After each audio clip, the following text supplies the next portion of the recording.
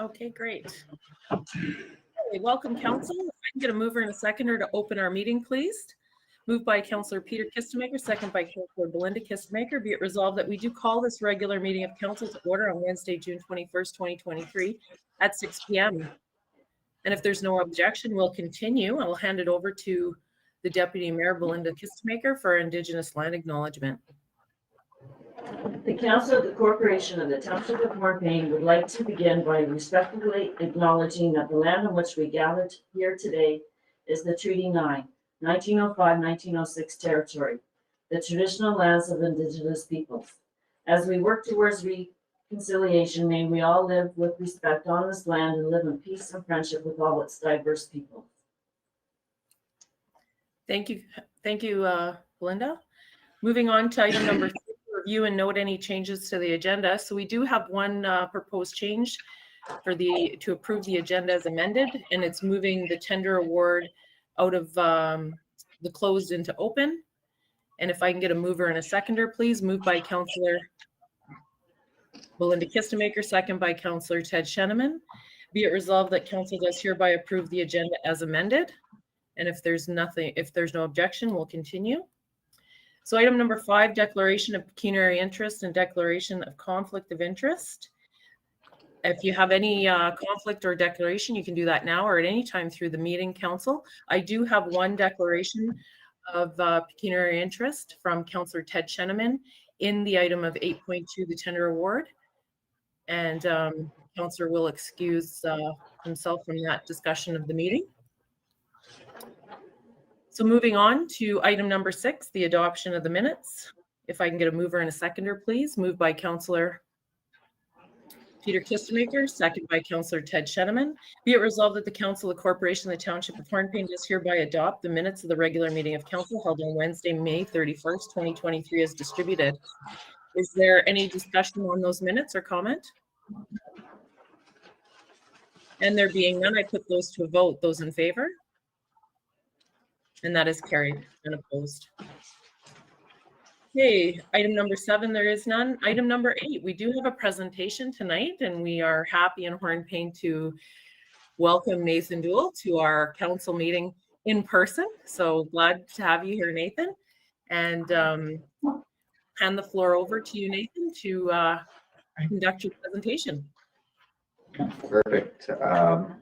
Thank you for having me. It's been a few years since I made it to Hornepayne, so it is nice to get out on the road again, trying to get out to see people again after being trapped inside for so long. So I'm going to go through the December 31st, 2022 audited statements. To begin, I'm just going to go through some audit related items, and then we'll jump into my presentation. I'll share it on the screen. As of today, we are looking to finalize the audit.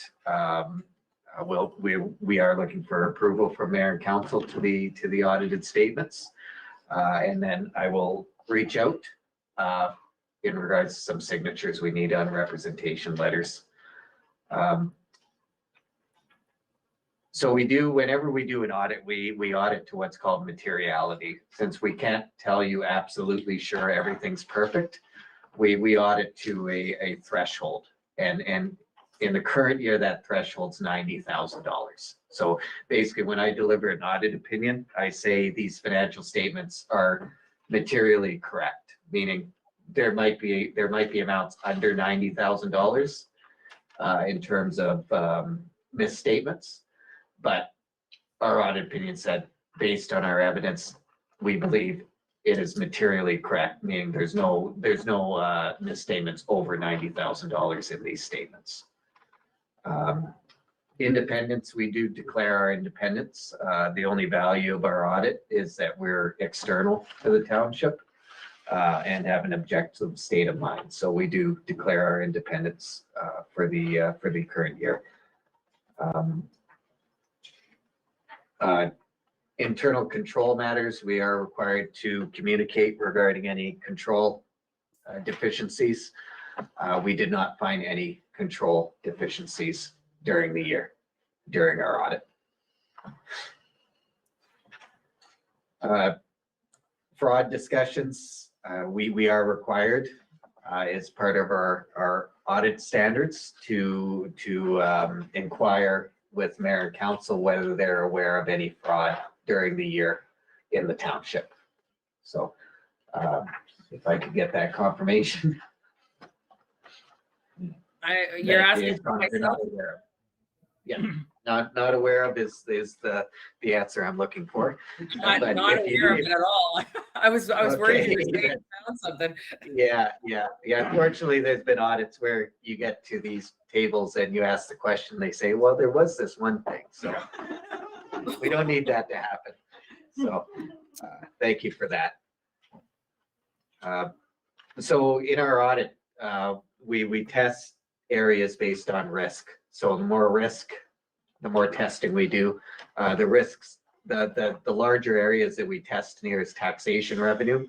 We actually recalculate all the taxation amounts based on the rates that are passed by mayor and council to ensure the tax amounts are correct. In this year, there's major additions to capital assets. So that's an area we look at thoroughly to make sure that all the amounts are reasonable and exist. And then, we also look at critical areas of estimates, those being amortization, which is the write-off capital assets, allowance for doubtful taxes and other receivables, which unfortunately in this township are quite significant. And landfill closure liabilities. Those are the major estimates that we examine as part of our audit. So I do want to touch on, in the current year, we did have an adoption of Canadian Auditing Standards 315. So there was a major change in auditing standards for accountants. They required us to change how we do our audit. That was implemented in the December 31st, 2022 year end. There were too many audit failures occurring in Canada where the auditor did not find issues. And basically there was a need to be more robust with audits. So I think Melissa probably wondered why there were so many more questions this year. But basically we have to change from more of a standard procedure, which is what was done in the past. Everybody had standard procedures, to actually making more of an effort to determine what the risks are specifically to each organization or entity we audit. So that was the reason why we were asking so many questions this year, Melissa. We did have to adopt these new standards. There was no issue in the end with the adoption. We still have a clean audit opinion for the township, but that is the reason why we did do more work this year with the audit. So, and I just want to check here. I'm just going to, I guess now I can do my share thing, correct? Okay, I can do this. Window. This one. Okay, and I will note, I believe your package, there was the version sent out Thursday. In my examination last night in preparation for this audit, I noticed a potential issue. And then I looked at it more this morning and found it was an issue, and it had to do with the landfill liability. So basically, we've had many years where the inflation rate was only 2 or 3%. Well, unfortunately, the inflation rate is not 2 or 3%, and that affects our calculations for present value. Whenever we look at closing a landfill, we have to say, how much is it going to cost in the future, and bring it back to today's dollars.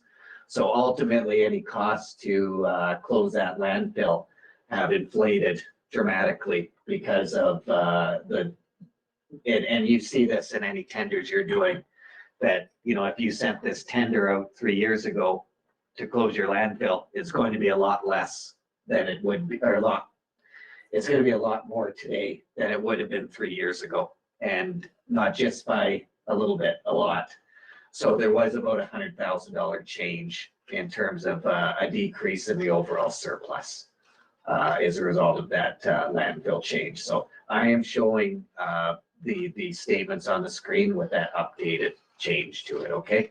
Just if you're wondering why numbers are different from what you've gotten in your package. I just wanted to add that council does have the updated Oh, good. document. Yeah. Okay, perfect. Oh, you guys are quick. So I'm gonna go through the statements. Oh, it's a little slow, eh?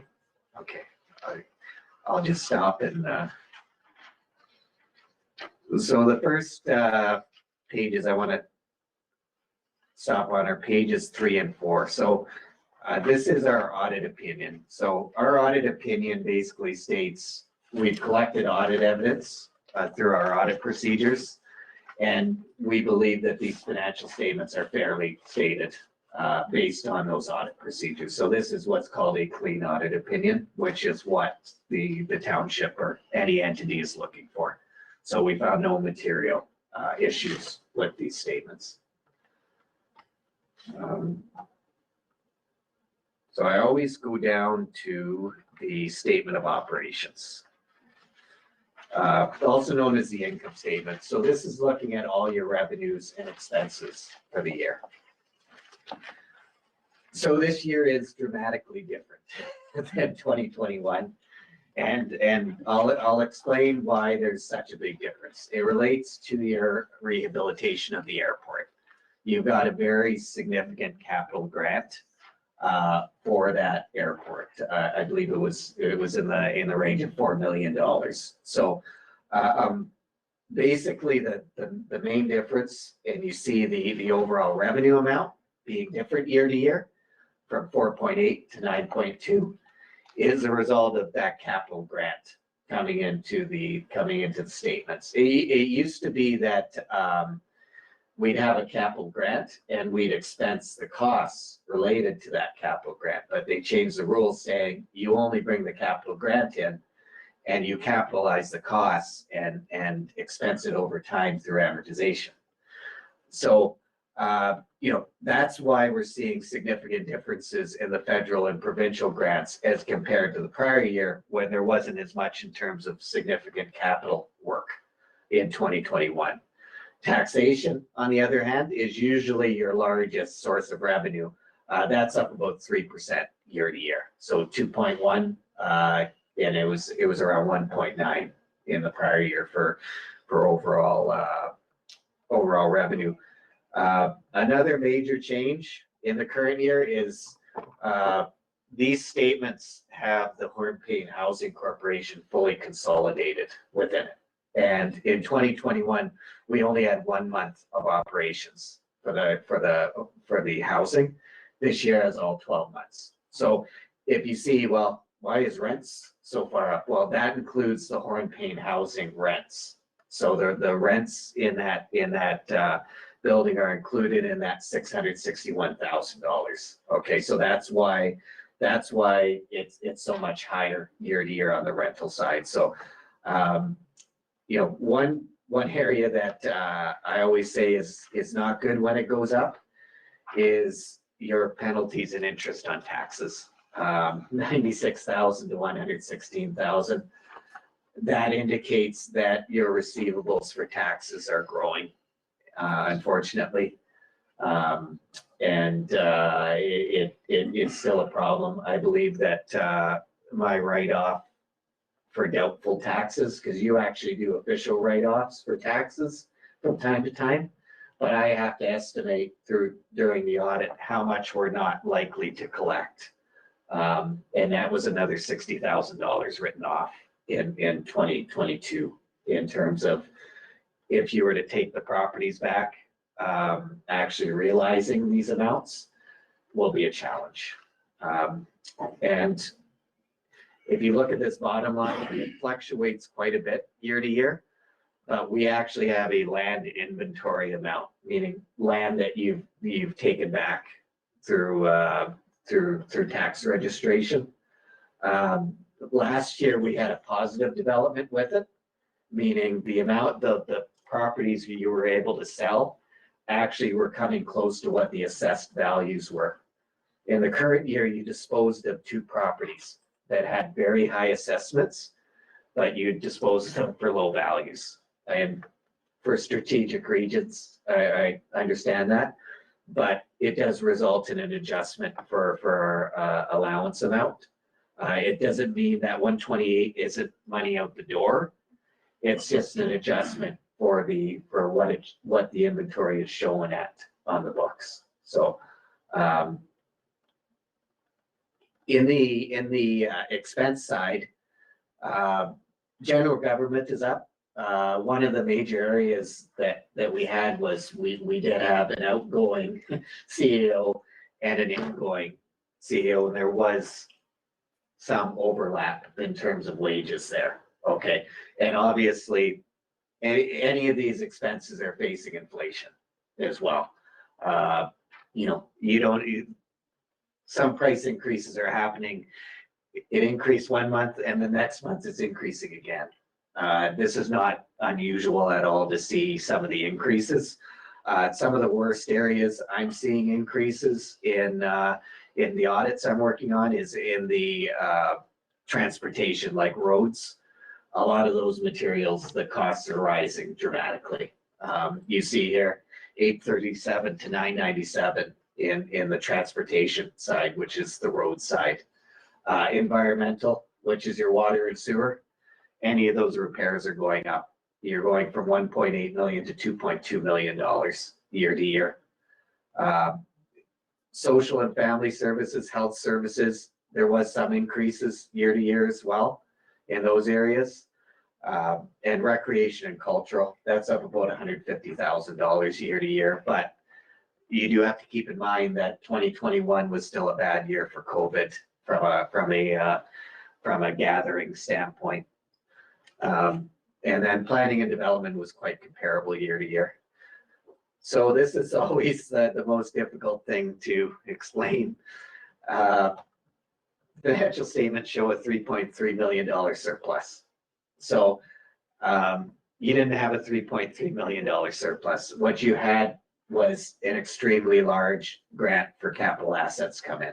Okay, so if I go down to the page that shows your actual operating surplus, which is page, I'll get to it. I went too far. Okay, page 17. So I always have to bring people to this area because they need to know, well, what was in that surplus? So if you look at this front or this top grouping, it actually shows what makes up that $3.3 million.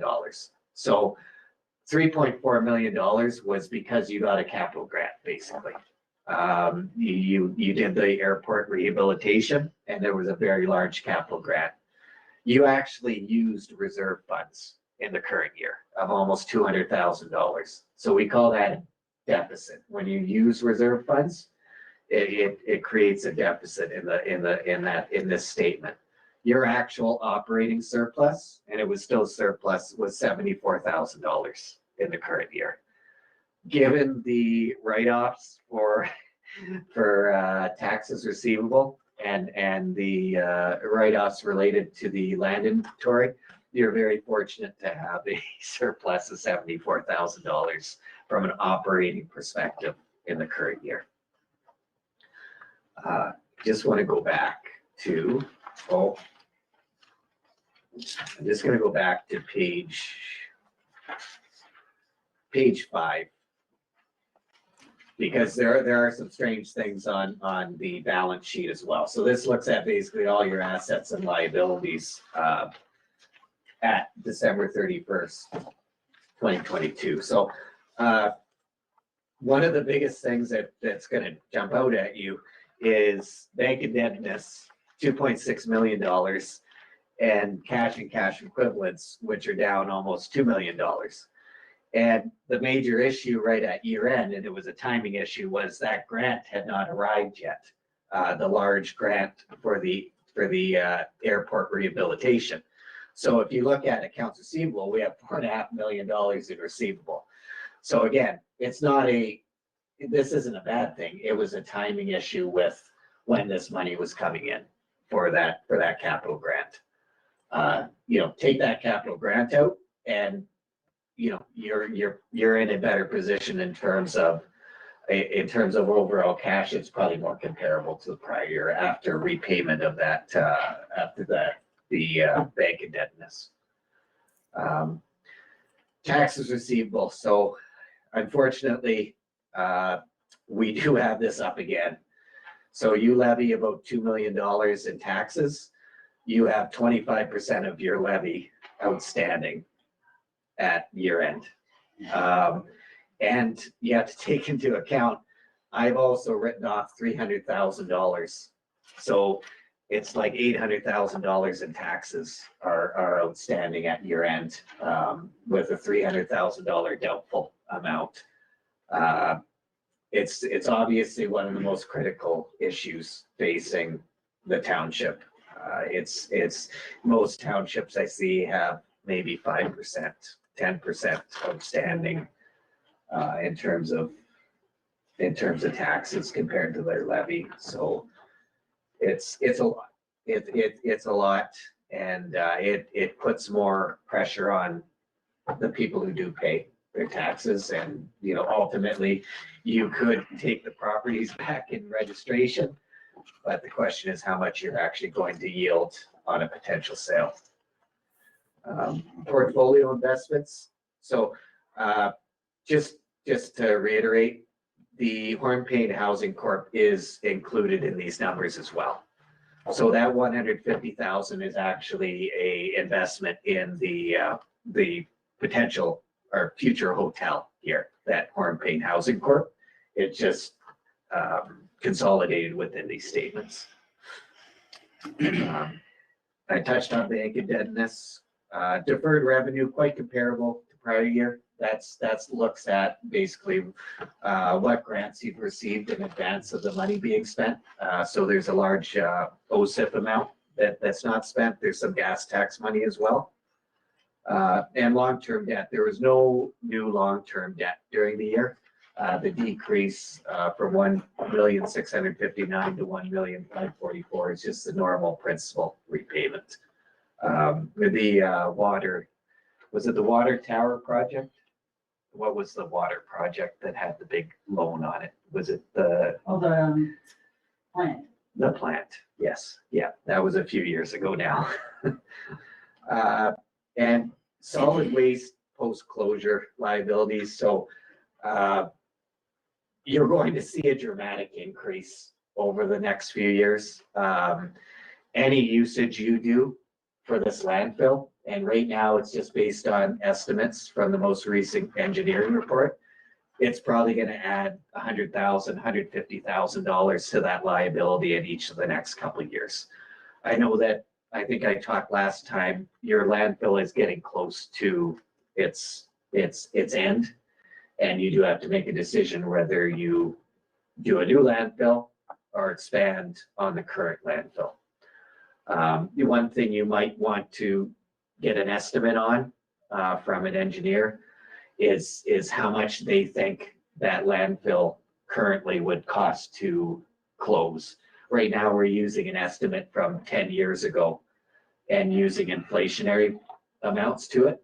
But we need that number from an engineer to update what the closure liability is for sure. We're not an expert on closing landfills. So that's one area, but I'm sure the landfill is a major source of discussion with the township. Just down in this area, this bottom area, non-financial assets. So you'll see inventories for resale, and that went down year to year. Basically, that's where we have the inventory of land. You have a lot of parcels of land that have been taken by tax registration. The issue is, we're basically saying if you looked at the assessed value based on what they're selling for, you might get 10 to 20% of that assessed value based on the history of sales. Some years have been better, some years have been worse. Okay, and we write it down or write it up based on what has actually transpired. There were 2 sales during the year, substantially below their assessed values.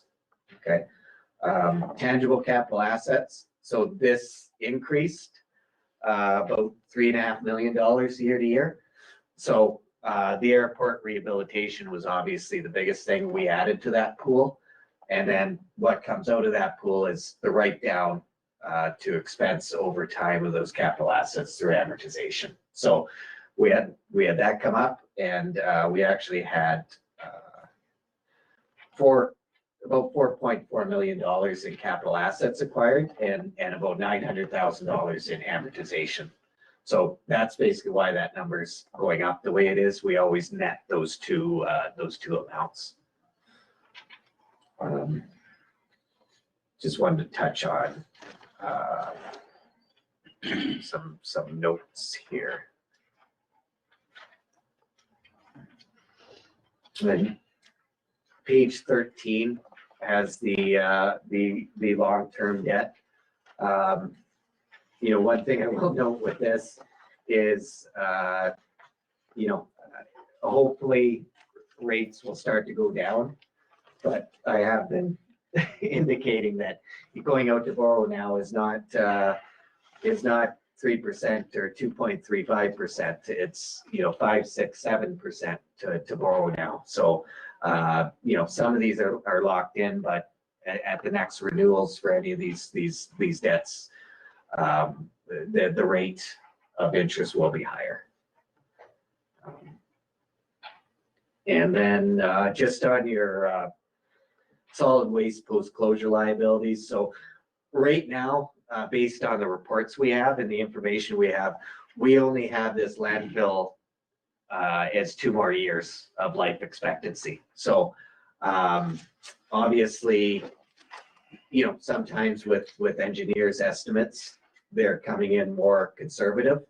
So 2 years might be 3 years, 4 years, but we have to go with what's in the most recent report that we have access to. So it is. I don't know how much it's going to cost you to expand a landfill or close this landfill for sure, but I can tell you based on some of the estimates coming in from people who do this work, it's going to be substantially more than what it was 3 years ago. So,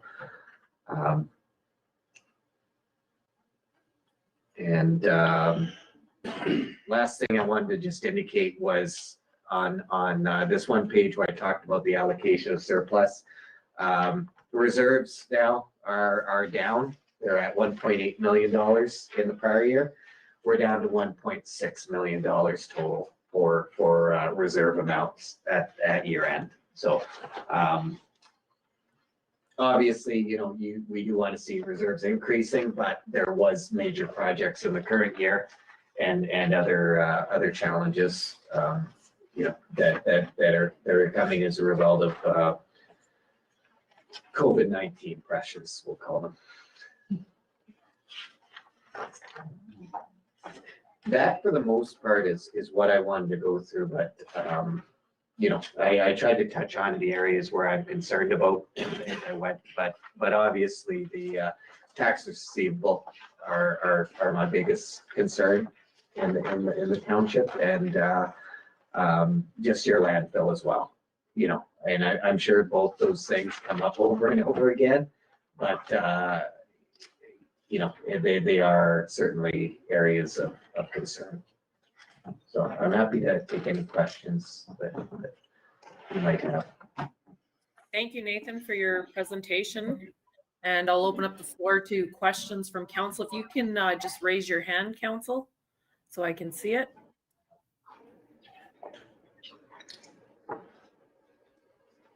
Councillor Sheneman, go ahead. To Nathan, through you, Madam Mayor, on page 6 on revenue, the licenses, permits, and rents, would it be possible to have that separated in future years so the license and permits doesn't reflect rents and rents goes to a different line? Yeah. That's just give us a much clearer look. Yes. Thank you. Thank you, Councillor Sheneman. Actually, a follow-up to his question, I had something similar, is can we extract the MSC completely out so it has its own financial statements? And so that we can see it?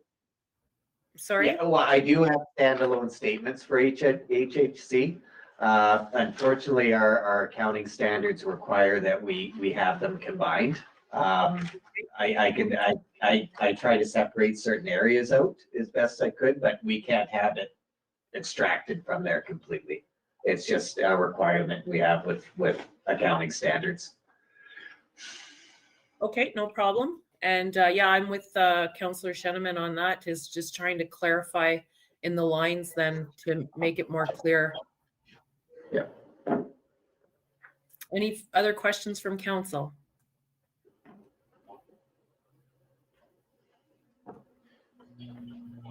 I'm not seeing any at the moment. I have a couple for you, Nathan. Yes. The first one that I have is the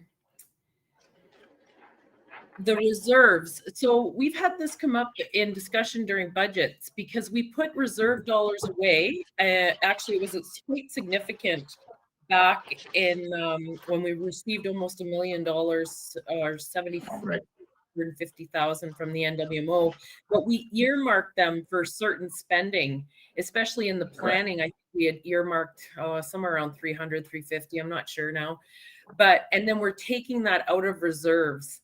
So I'm wondering, is there a better way to, if we're going to be setting money aside that's going to be spent, when I say immediate future, like within the next 2 or 3 years, is there another category that we can put it in so it's not showing like we're decreasing our reserves at such a high rate? Yeah, you could call it an operating reserve, but it's still going to be called a reserve on the statement, unfortunately. That's just, there's no other way to really deal with it.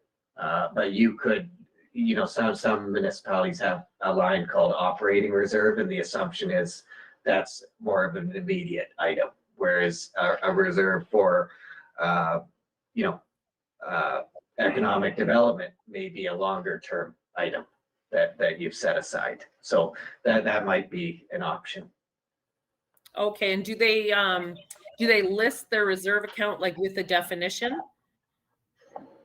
Do they do other? You can, yeah. Can? Yeah, that is in conformance with accounting standards. You could indicate this is the use of this reserve, or this is the intended use of this reserve. There's no issue with that. Okay, thank you for that, Nathan. And yeah, just on the likelihood of our valuations going down with impact isn't likely. It seems like we've seen everything increasing. But when we sold the properties, there had not been an assessment done for quite some time. So will that be reflected when the assessments, now they're sold, so it won't reflect in the future? Like if they were less at the time? Yeah. Well, basically what will happen is what's done is done with those properties that are sold.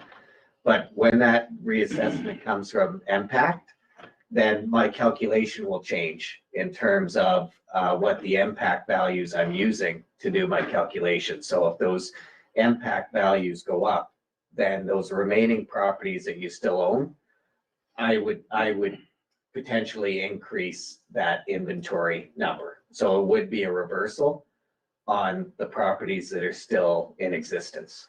So that would be what would happen. There's nothing we can do about the past, but that's potentially what would happen if MPAC ever does the reassessment.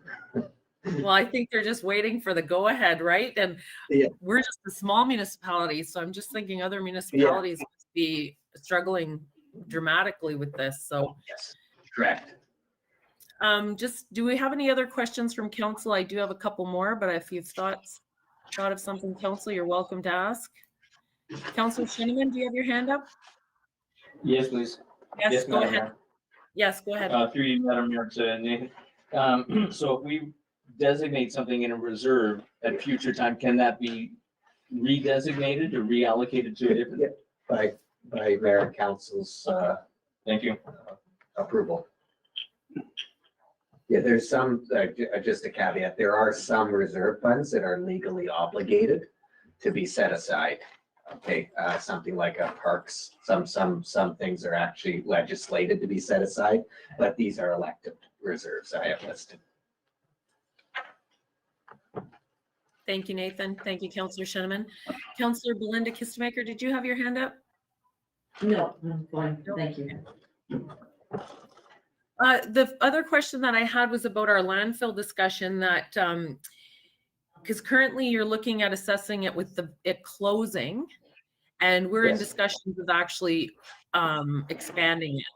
So how will that change in the future on the documents of if I think it's a 30 or 40-year expansion, I can't remember now. Right.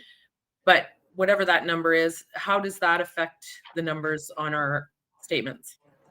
Yes, so that's an interesting one. So right now, I'm assuming that there's a major cash outflow occurring in a few years from now. And basically, if you were to do an expansion on the landfill, that cash outflow for the actual closure would not occur. It would get pushed 30 years in the future. So basically, my present value determination would have to look at what would it cost to close it in 30 years from now. So that number could change dramatically based on what decision you make, whether you close it or whether you expand it, it will change it. No doubt about it, because basically the engineer would assess, okay, you're not closing it in 2 years. This is what we think it would cost to close it in 30 years, based on a landfill of the expanded size being closed, not just the current landfill being closed, but the current and the expanded portion. So that's how it would change. Okay. So we have 30 years to find out, have some company profit from garbage so that it actually becomes a revenue generating source that we have laying in the ground. Yeah, putting yeah, the other side of it is how much it will cost to actually do the expansion portion. You know, that is a question, because obviously there need to be studies done and there would need to be some work done related to the infrastructure of that, but. Okay. So any other further questions from council? I can't really see hands, so I'm not seeing any. Okay. Listen. Melissa. Oh, go ahead, Eileen. The treasurer has something to add if she can speak through me. Okay.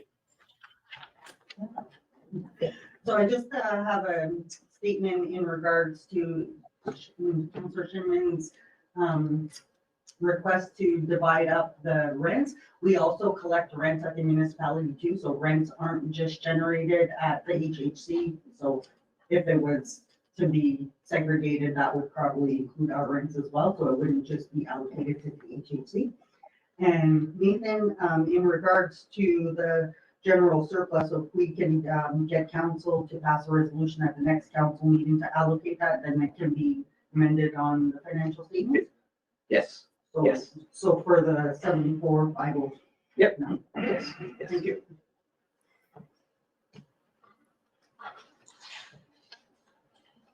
Okay, just a question, Nathan, about that for separating out.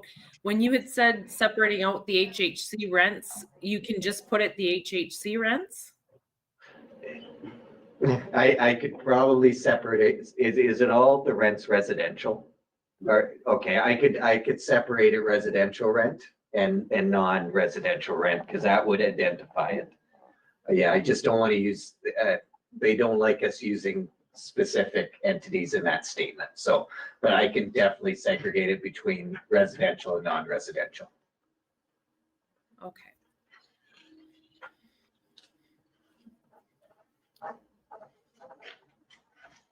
Okay. Well, if that's all the discussion, and if maybe we could take the screen down now and stop sharing. Thank you, Do Nathan. that. It just allows me to see the screen bigger. Oh, you guys are all back. I was looking at little tiny people. Okay, let me just get my agenda. Okay, so council, this is your final call for questions for Nathan on the audited financial statements, the draft that we have, and we do have a resolution on the table, which I would like to put on the floor now. If there are no further questions at this point. Seeing none, can I get a mover and a seconder, please? Moved by Councillor Belinda Kistemaker, second by Councillor Ted Sheneman. Be it resolved that the Council of the Corporation of the Township of Hornepayne does hereby accept the consolidated financial statements for the year ending December 31st, 2022, as prepared and presented by BDO Canada LLP. And is there any further comments on that motion? There being none, I put that to a vote. Council, those in favor?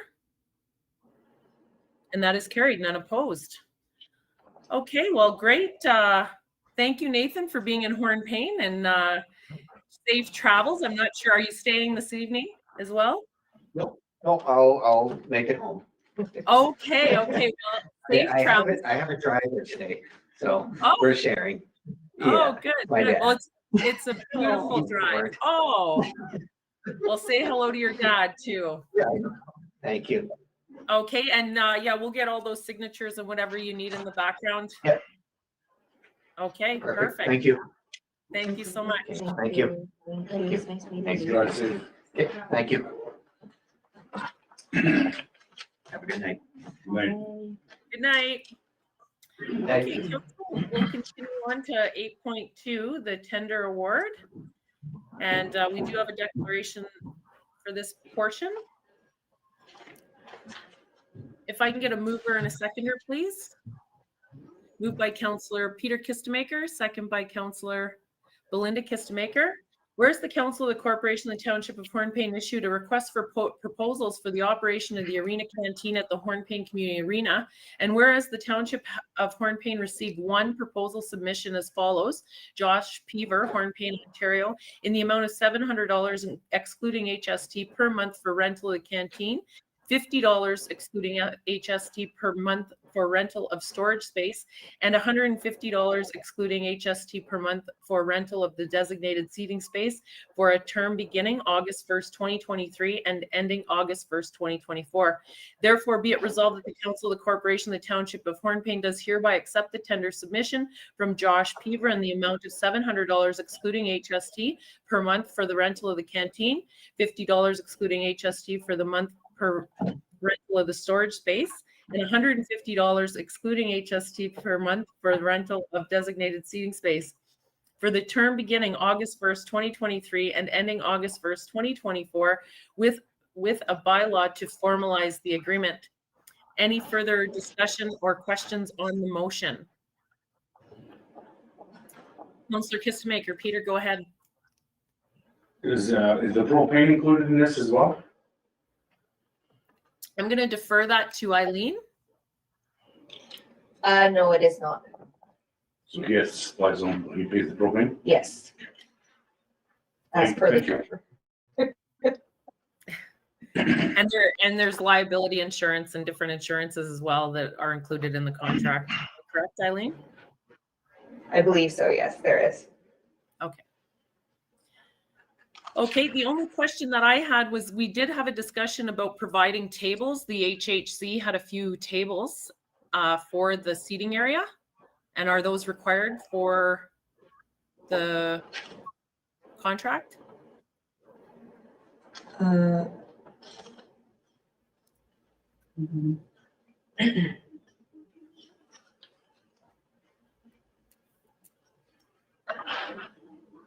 I'm sorry, Mayor Ford, can you repeat that?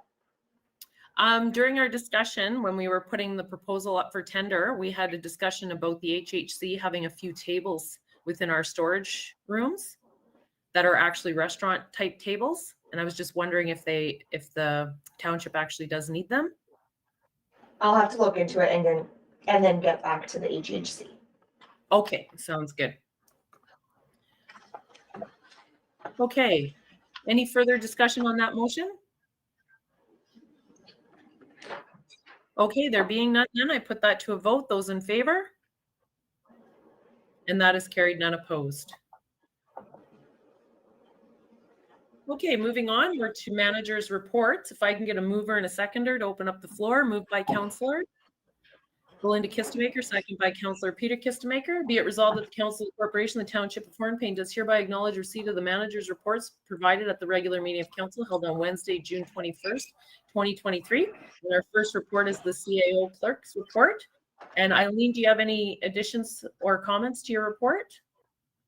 Yes, I do actually. I have two. So I did note the Canada Day celebration in my report, and I just wanted to just bring to council and staff's attention that if they'd like to participate in any which way or volunteer, that they can contact Chantal Hickey and Sharon Craig directly as they're organizing and planning the festivities again this year. And Okay, then, sorry, great. my second item is also to ask council if anybody from council, can present an award at the graduation, the June 29th graduation to present the dean. I'm going to say this last name wrong. I'm so sorry. Rashman-Chuck. True. Yes. Okay. Rashman-Chuck. Memorial Award, and then also some NWMO bursary awards. Okay, And I'm definitely available for the Dean Rashman-Chuck Memorial Award. And how many other awards? I think there was 5 altogether. there's one under the Dean Award and then 4 under the NWMO Award. So there's 5 in total, but 2 separate categories. Okay, do we have any other volunteers? Oh, Councillor Kistemaker. Okay, we got one there. And Councillor Belinda Kistemaker. Do they want separate councillors, or do they want one for the NWMO, or did they? I don't think it matters. It's up to council whether if separate people want to present the awards. I think it might be easier to have one for the Dean Award and then one for the NWMO, but it's totally up to council. Okay, He's fine. I think it's great to have Peter and Belinda Kistemaker as councillors presenting the NWMO awards. If you're both good to share, you can stand up at the front together. That's great. Applause, applause. Did I just voluntold?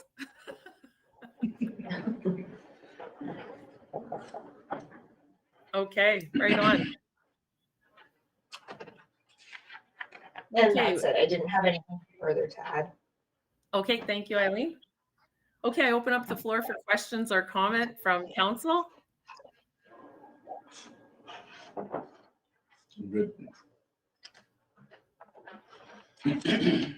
Okay, I wanted to ask council if someone will be attending the Canada Day celebrations. I've been asked to open up the celebrations again this year. And I was wondering if someone would like to join me from council to do our land acknowledgement for our community.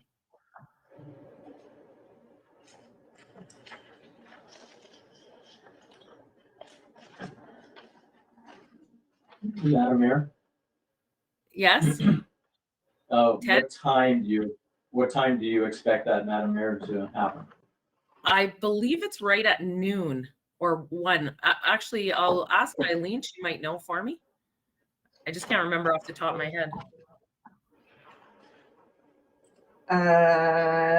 Give me 1 second. I can find out. Thank you.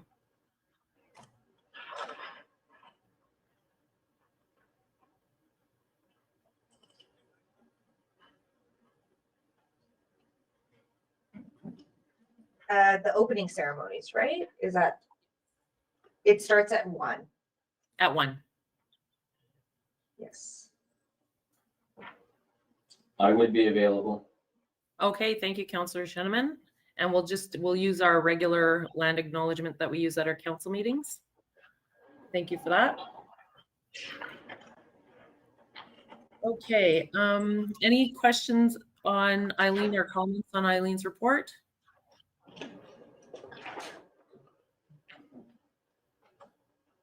Okay, the one thing that it's not really highlighted in the report, but I want to say that the emergency management, it's one sentence at the bottom of the report, which expands out to, I don't know, 7 meetings, a lot of stress, looking at it, our emergency management planning, calling on all the staff for evacuation procedures, seeing our loopholes and where we lacked information. And I have to give a big round of applause to all the staff because they acted. They were confident in the meetings, and they, I felt very relieved very quickly that our community was in good hands, and reached out. And I think on a whole note, and I said this to the community in one of the lives, was that even if it was just what I was hoping for was just a practice exercise, that it's good to go through that, and it was an actual real life situation. We did have people in our community that were very and still apprehensive about our fire, the potential of the fire season, right? So I want to highlight that, and thank you, Eileen, and to all your staff through you as well.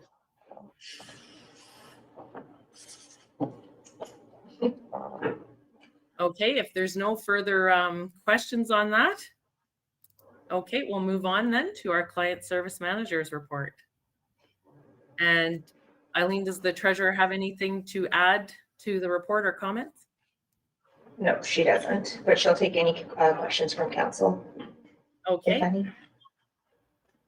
Any questions or comments from council?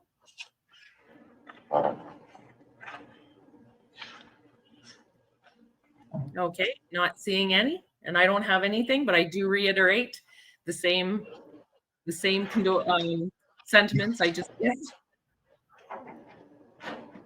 And we're going to the Public Works Manager. And I just have to say, did you almost hear that slip up condolences? Because it was a pretty stressful kind of meeting. But I'm very proud of you all. Okay, Public Works Manager, any additions or comments to the report? The Public Works Manager has nothing to add either. Okay, thank you, And Eileen. again, questions or comments from council? Do you have any questions or comments, council?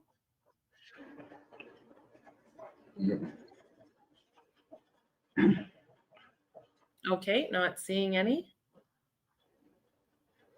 And we'll move on to the economic development report. Any additions for Stacy's report, Eileen? Or No, comments? she doesn't have anything either, no. Okay. I open up the floor for questions or comments to the economic development officer.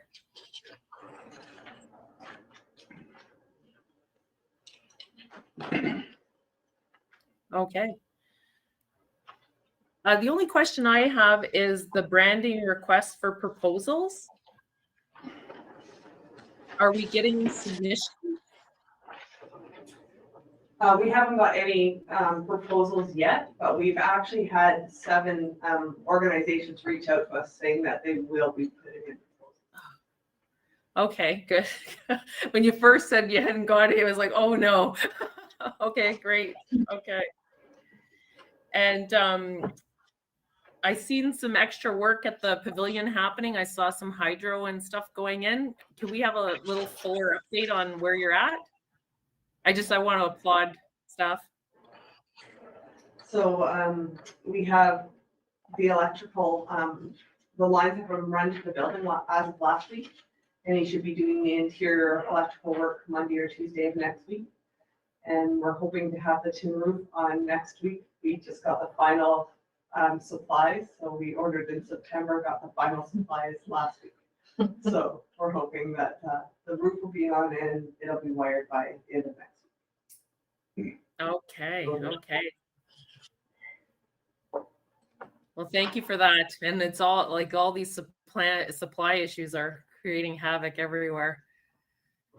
Okay, if there's no further comment or question for the EDO's report, I'm not seeing any, and I'll put that motion that's on the floor to acknowledge receipt of the reports to a vote. Those in favor?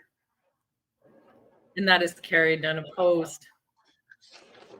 Okay, moving on to action items, correspondence. So the first one's the Ontario Clean Water Agency. If I can get a mover and a seconder, please. Moved by Councillor Belinda Kistemaker, second by Councillor Peter Kistemaker. Whereas the Ontario Clean Water Agency, Aqua, presented the 2022 Hornepayne Drinking Water Inspection Report at the regular meeting of Council held on May 17th, 2023. And whereas during this presentation, it was brought to Council's attention that the level of haloacidic acids, HAAs, has exceeded Ontario's drinking water standard, Ontario Regulation 169.03, limit of the 8 UG per liter since April of 2021. And whereas Council has also been provided and hereby acknowledges receipt of the HAA meeting notes and Council report from Aqua to provide background information regarding the HAAs and the steps taken to date and recommendations for next steps. Therefore, be it resolved that after consideration and discussion, the Council of the Corporation of the Township of Hornepayne does hereby authorize the CAO clerk to commission the Ontario Clean Water Agency, Aqua, to conduct an in-house review of the elevated HAAs levels and provide recommendations, or procure a third-party consultant to conduct a review of the elevated HAA levels and provide recommendations. So I open up the floor to Council for any questions or comments. I would like to say that we did meet with Patrick Albert and Patrick Couture. The meeting went really well. We met a second time. We did give us the full report. And I want to reiterate what was said in the meeting, that this was a new requirement that was instituted. And then we started seeing these levels. And from my perspective, I would like us to act, of course, sooner than later. This is imperative to the health of our community. So with that, I'm open for any questions or comments from Council. And we have to decide on which route to take. Councilor, go ahead. Yeah, through Mayor to the treasurer, is there any cost to the study that would be completed by the water agency, or is that in-house?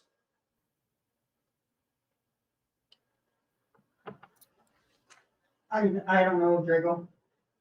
The reason I asked the question, Mayor, if there's no cost to us, I'd like to have a parallel study done. The one with the external and also the one internal, if there's no cost to it. Okay, I think we did discuss with the Ontario Clean Water Agency that they would work quite closely with providing all the information to the third-party consultant. And in discussion in the agenda meeting, I did ask about the funds to fund this. And please, Eileen, through you, if the treasurer, if I get this wrong, please correct me, is that we do have incidentals that we budget for water breaks that come with our water right now. Now, we may have a surplus in that account at the end of the year if we don't have many water breaks, but it does cover for these incidents that happen that we're unaware of. And Melissa had said it way more eloquently than I am right now. But so the proposed was whatever the cost would be would to come out of that. And then at the end of the year, if our water breaks exceed the amount we budgeted for these unexpected occurrences, that we would look at shifting from reserves at that time. So, and did I get that right, Eileen, or would Melissa like to reiterate that properly? She gave me the thumbs up, and that is correct. Yeah. So, Belinda, Councillor Kistemaker, go ahead. I was wondering how many other communities are actually being affected the same way, because through the grapevine, I did hear there was our name come up, and then I heard there was 3 of us in the same predicament. Is that true? Is that, do we know? I'm not aware of. Okay, and I'm that not came aware. from the last meeting I attended with the Thunder Bay District Municipal League. It did come up in discussion, so I'm was kind of wondering if we've been in contact with two other communities No. because they seem to know about what was going on here. No, we have not been, and I am not aware of. Yeah. Okay, and if there are people in the same predicament as us, is it something that we should be getting together on? Going Well, I forward, or what to definitely- do? Yeah, I definitely think it would be wise to just reach out and ensure that we're all on the same page, just because we'll be hiring for the similar services, right? And ensuring that we're RFPing, like sharing information that way. In the meeting, we when we were discussing this, we did come up that other communities where we don't know which ones. We really focused on bringing the health and ensuring that the safety of our water infrastructure, and that we were following the requirements that were the considerations that were given to us by the ministry. So we really focused on those. But I think in the broader, it could be, I like your suggestion, Belinda, that it might be wise to find out which other communities are, so that we have some supports there as we go through this. And maybe too, I'm wondering with the new regulations that it might be plausible even into the future that looking at maybe finding funds or getting reimbursed for funds, that might be a way. Not saying that can actually happen, but if the communities join together where this is happening because of the new regulation. Is that what you were thinking, Belinda, as well? Yeah. Yeah. Yeah. I know it, I'm pretty sure we did talk about that at our last meeting. I was just wondering if there was any follow-up on that, so. Go ahead, Eileen. Yeah, go ahead. Hi, so I just wanted to answer that, I do remember, Patrick Couture addressing that question. I think it was at the May 17th meeting. I can't recall it, but, I think he said that the costs might be different for each municipality, and that's why maybe they wouldn't be able to kind of, amalgamate the costs, but it doesn't hurt to reach out to Aqua and ask.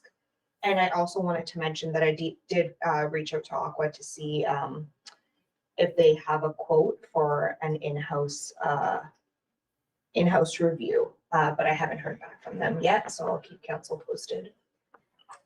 Okay, great. Thank you for that, Eileen. Yeah, and I think it would be beneficial too, just for ourselves to reach out to the CAOs of those communities ourselves and make so that you, Eileen, and your staff have that support there in the background of what they're doing and how they're handling it.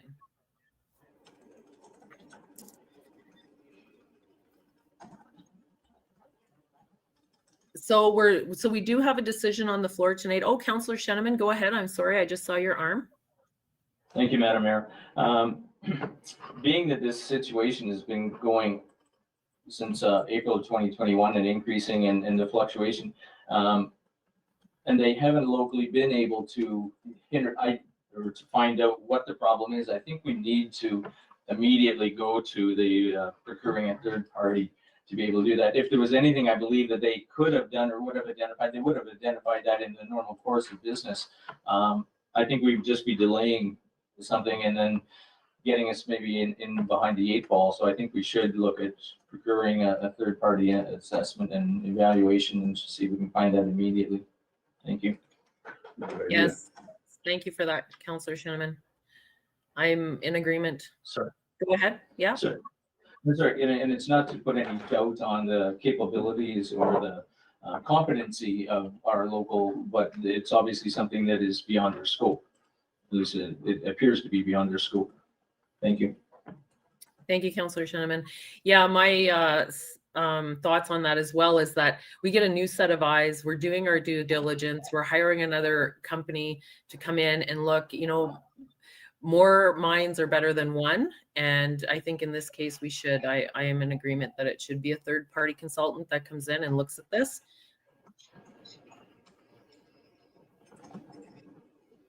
Any further comments on that or questions or discussion?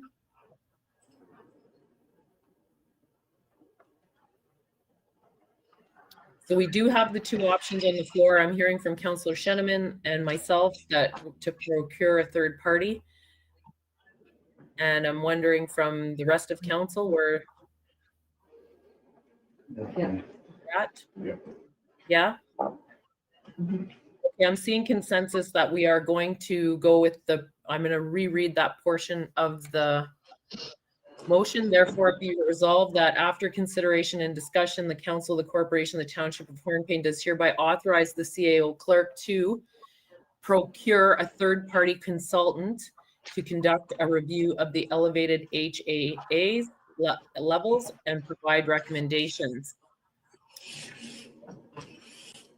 For the staff, actually, Eileen, would you like the motion to actually delete that first portion, or are we just going to check mark off the choice?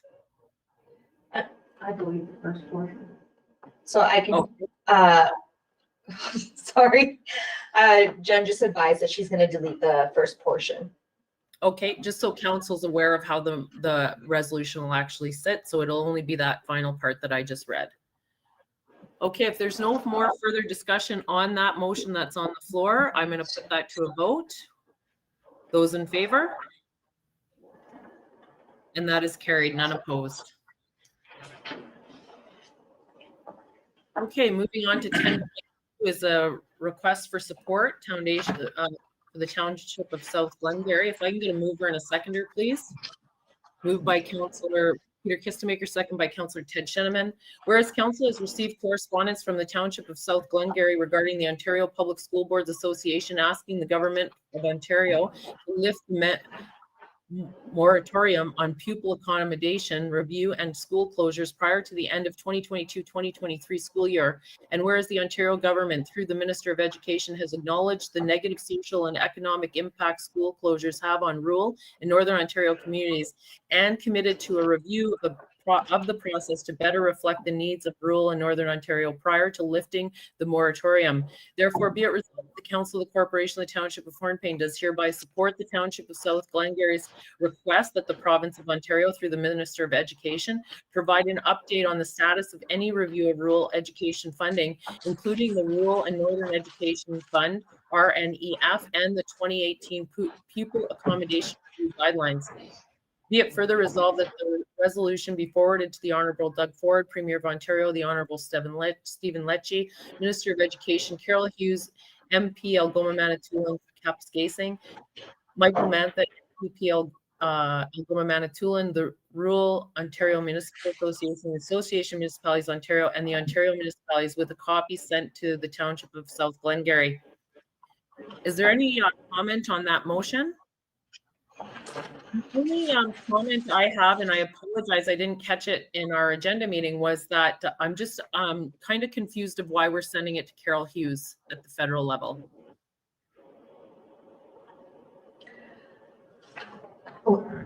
I can address that through you, Eileen. I believe that it might have also, I based it off of the original one that we were sent. yeah, I was just going to say that I believe the original that we were sent had Carol in their version, so we just pretty much just used what they had and tweaked it where we needed to. We can remove Carol if council would like. Well, I'm thinking we should, it's a provincial issue and it kind of looks like we're going over their heads. And I just wouldn't want that appearance for us. Like, I agree completely with this resolution, but at the same time, the logistics behind, if it needs to be elevated in the future, we can do that, council. I have no problem doing that. So if council's in favor, we can remove Carol Hughes, MP, Algoma Manitoulin Kapuskasing, and just keep it to the Ontario ministers and agencies. Am I getting consensus on that? Yes, thank you. Okay. Okay, if there's no further discussion, I will put that to a vote with the removal of the Carol Hughes MPP Algoma Manitoulin from the originally read motion. Those in favor? And that is carried, none opposed. Okay, Hornepayne Housing Corporation, National Housing Strategy Accelerator Fund. If I can get a mover and a seconder, please. Moved by Councillor Peter Kistemaker, second by Councillor Ted Sheneman. Whereas the township has received correspondence from the Hornepayne Housing Corporation, HHC, requesting council support in submitting an application for the Accelerator Fund for the National Housing Strategy. Therefore, be it resolved that the Council of the Corporation of the Township of Hornepayne does hereby provide in principle support for the Hornepayne Housing Corporation's application for the Accelerator Fund for the National Housing Strategy. Be it further resolved that this resolution be forwarded to the Hornepayne Housing Corporation, HHC. Any comment or questions on that motion?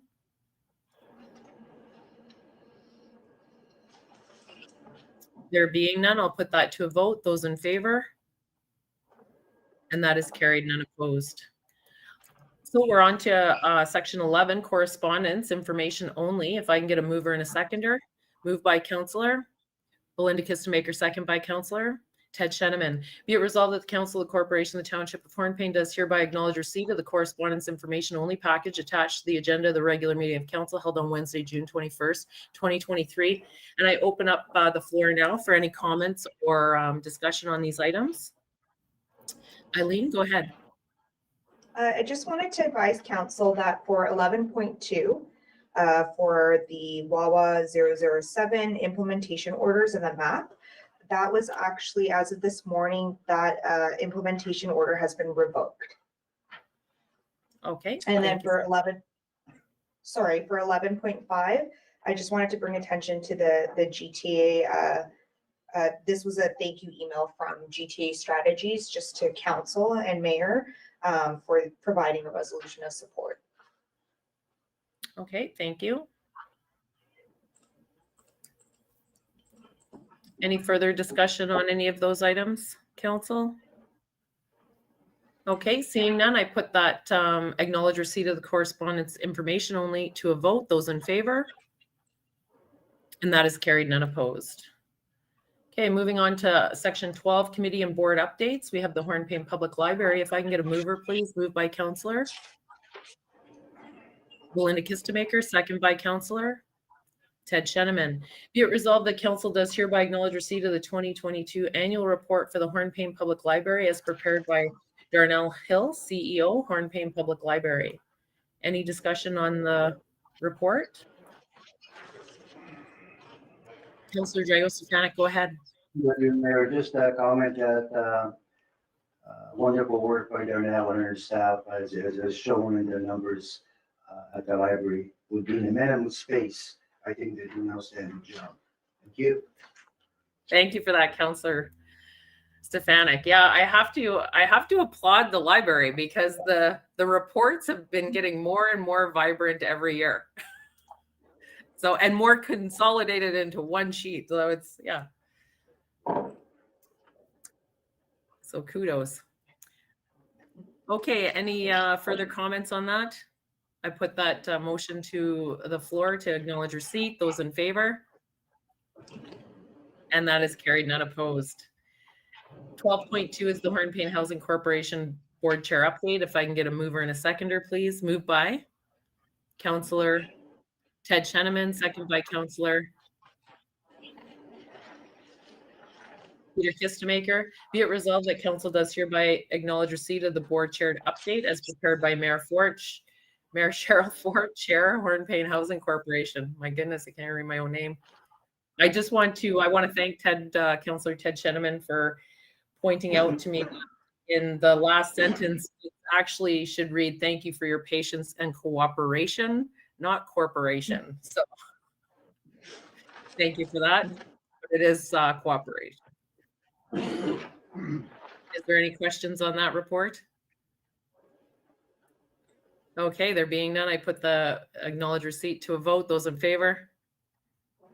And that is carried, none opposed. Okay, council, we're at 12.3, our council committee updates. And I think first of all, through Eileen, I think we have an update about some for committees. Yes, if I can ask council if the deputy clerk can speak through me. She has an update. Sure. Go I ahead. just want to, oh, sorry. I wanted to let everyone know that the community member positions for the Community Development Advisory Committee and the Operations Advisory Committee are online, and we are hoping to get some applications. There's 4 positions for each. So. Okay, thank you for that. And what's the closing date on them, Jen? The 30th right now. 30th of June? Okay.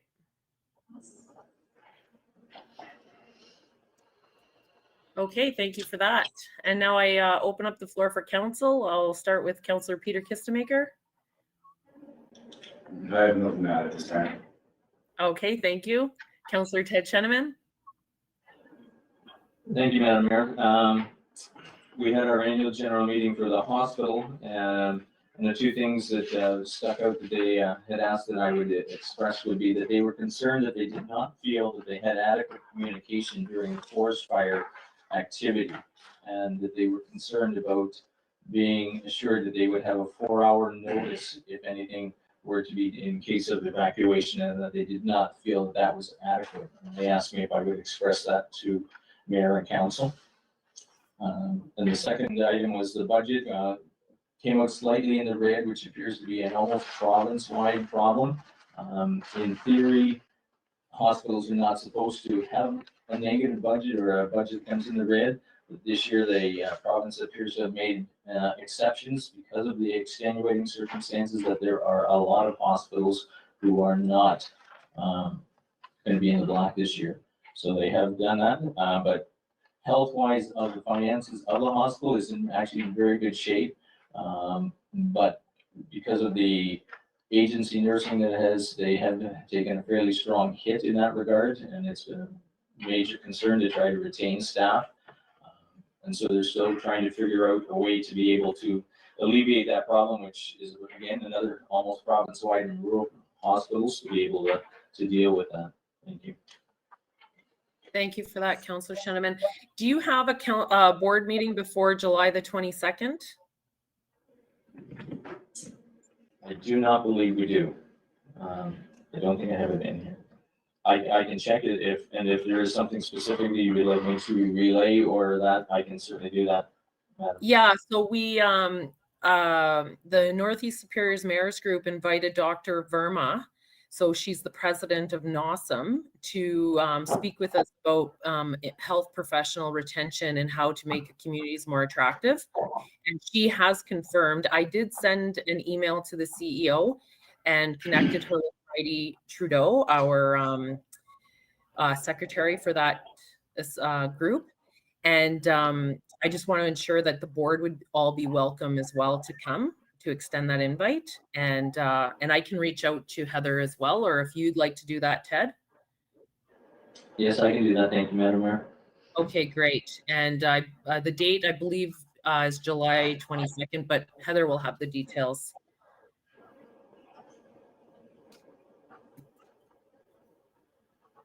And just on the note about the adequate notice, who told them that they were only going to get 4 hours notice? I believe that came from township staff, was my understanding. I don't know, through you, Madam Mayor, if Eileen or anyone can be able to. That's not even in our notes. I don't think. I'll defer to Eileen, but I think we were trying to shoot for at least 48, but at a minimum 24. Yeah, it was definitely a minimum of 24. I did not tell anybody 4 hours. That's not even, I would never feel comfortable. So But No. it just, yeah, that was definitely not on our end, but yeah. okay, thank you. I will address that. Thank you very much. Okay, and if they need to reach out to us, because we kept good note taking and really incorporated the practices of our emergency management plan. And that's why I applaud the staff for that as well. So, and I know that was a discussion item about ensuring that we had adequate notice. And we created, I believe, a list too that people were getting emails. We included one with CN, I know at one point, but. Yes, so we had discussions with, I know Heather was involved in a few of them, and yeah, we had assured her that the hospital would get at least 24 hours. Right. Okay, and if they need to She'd follow up with us, Ted, we can definitely follow up to ensure. Go ahead, Eileen, sorry I cut you off there. Oh, I was just going to mention that I know that the hospital had expressed their concerns, right, during, while the forest fires were happening. And so the fire chief and I in the beginning, along with Mayor Ford, understood that they needed at least 24 hours. So. Yeah, and I do have to give a shout out to our hospital because they are so prepared. They were like on the ball, they were ready to go, and they were like trigger ready to make a move for all the patients and the care that they give to the people there. So okay. So if there's no further discussion on that, we'll continue on to Councillor Drago-Stefanik. Yeah, thank you, Mayor. We had the in-person meeting for PHU board. Couple items that stand out. The opioid crisis are raging in Timmins again, and homelessness, vandalism is rampant. They had a public meeting, over 2,000 people attended, unheard of in Timmins, and 14,000 people viewed it online. The other challenge directly for the PHU board will be budgeting 23, 24, 25, 23. Major budgeting challenges. So I'm sure Dr. Catton, talking to you, you received an email for a visitation for our next meeting. I haven't received an invitation yet. When is your next meeting? I'd love to. I received a CC copy of that letter. It was directed to you. Sorry. Was for her executive secretary, Lori McCord, and she was willing to come down for our next meeting on June 20. Go ahead. Yeah, so we just confirmed that actually, that she'll be presenting on the June 28th meeting, council meeting. Okay, and was I CC'd in a letter? Or sorry, an email? Did I miss it? Yeah, you were.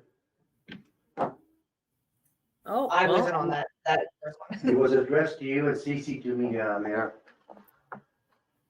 That's why I Okay. was sure.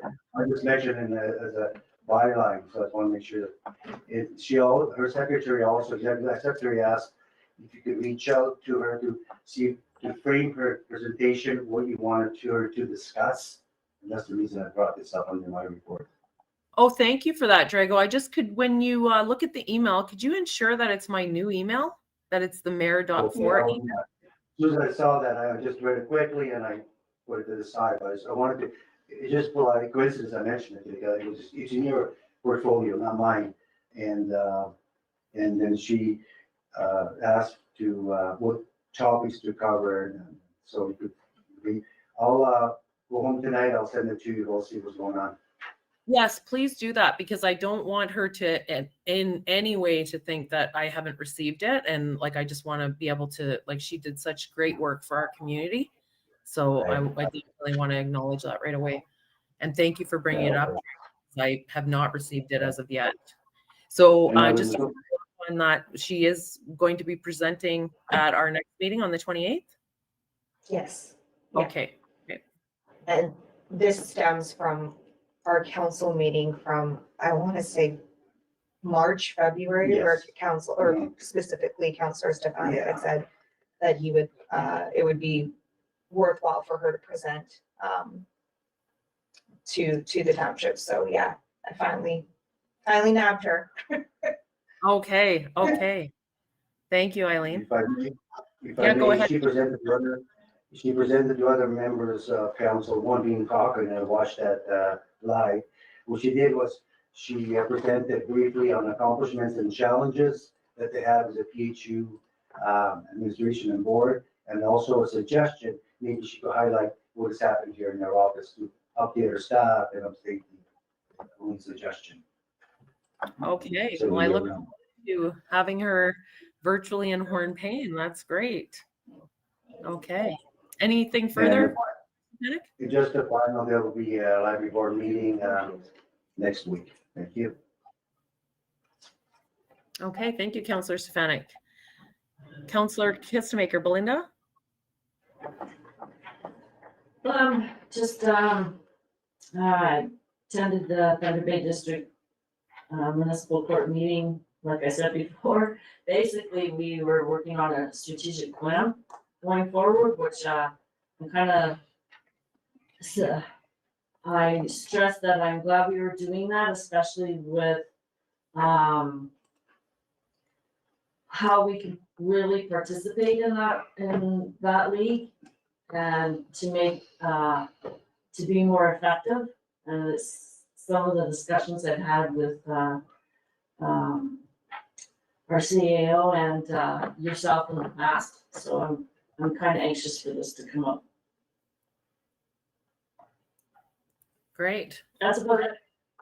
Okay, what's their timeline to have their strat plan done? Did they talk about that? It sounds like we should see something probably by the next meeting or whatever. So we're concentrating on 3 areas, and whatever happens, I'll bring it forward so we all know. Okay, great. Thank you for that, Councillor. Okay, Councillor Eileen. Go ahead. I forgot to mention or add, I just had to double check, but Dr. Catton, she'll be attending in person. Oh, Yeah. fantastic. Oh, okay. Well, I definitely need that email, Drago. I gotta reach out to her. Okay. Yeah. Oh, this is fantastic. Okay.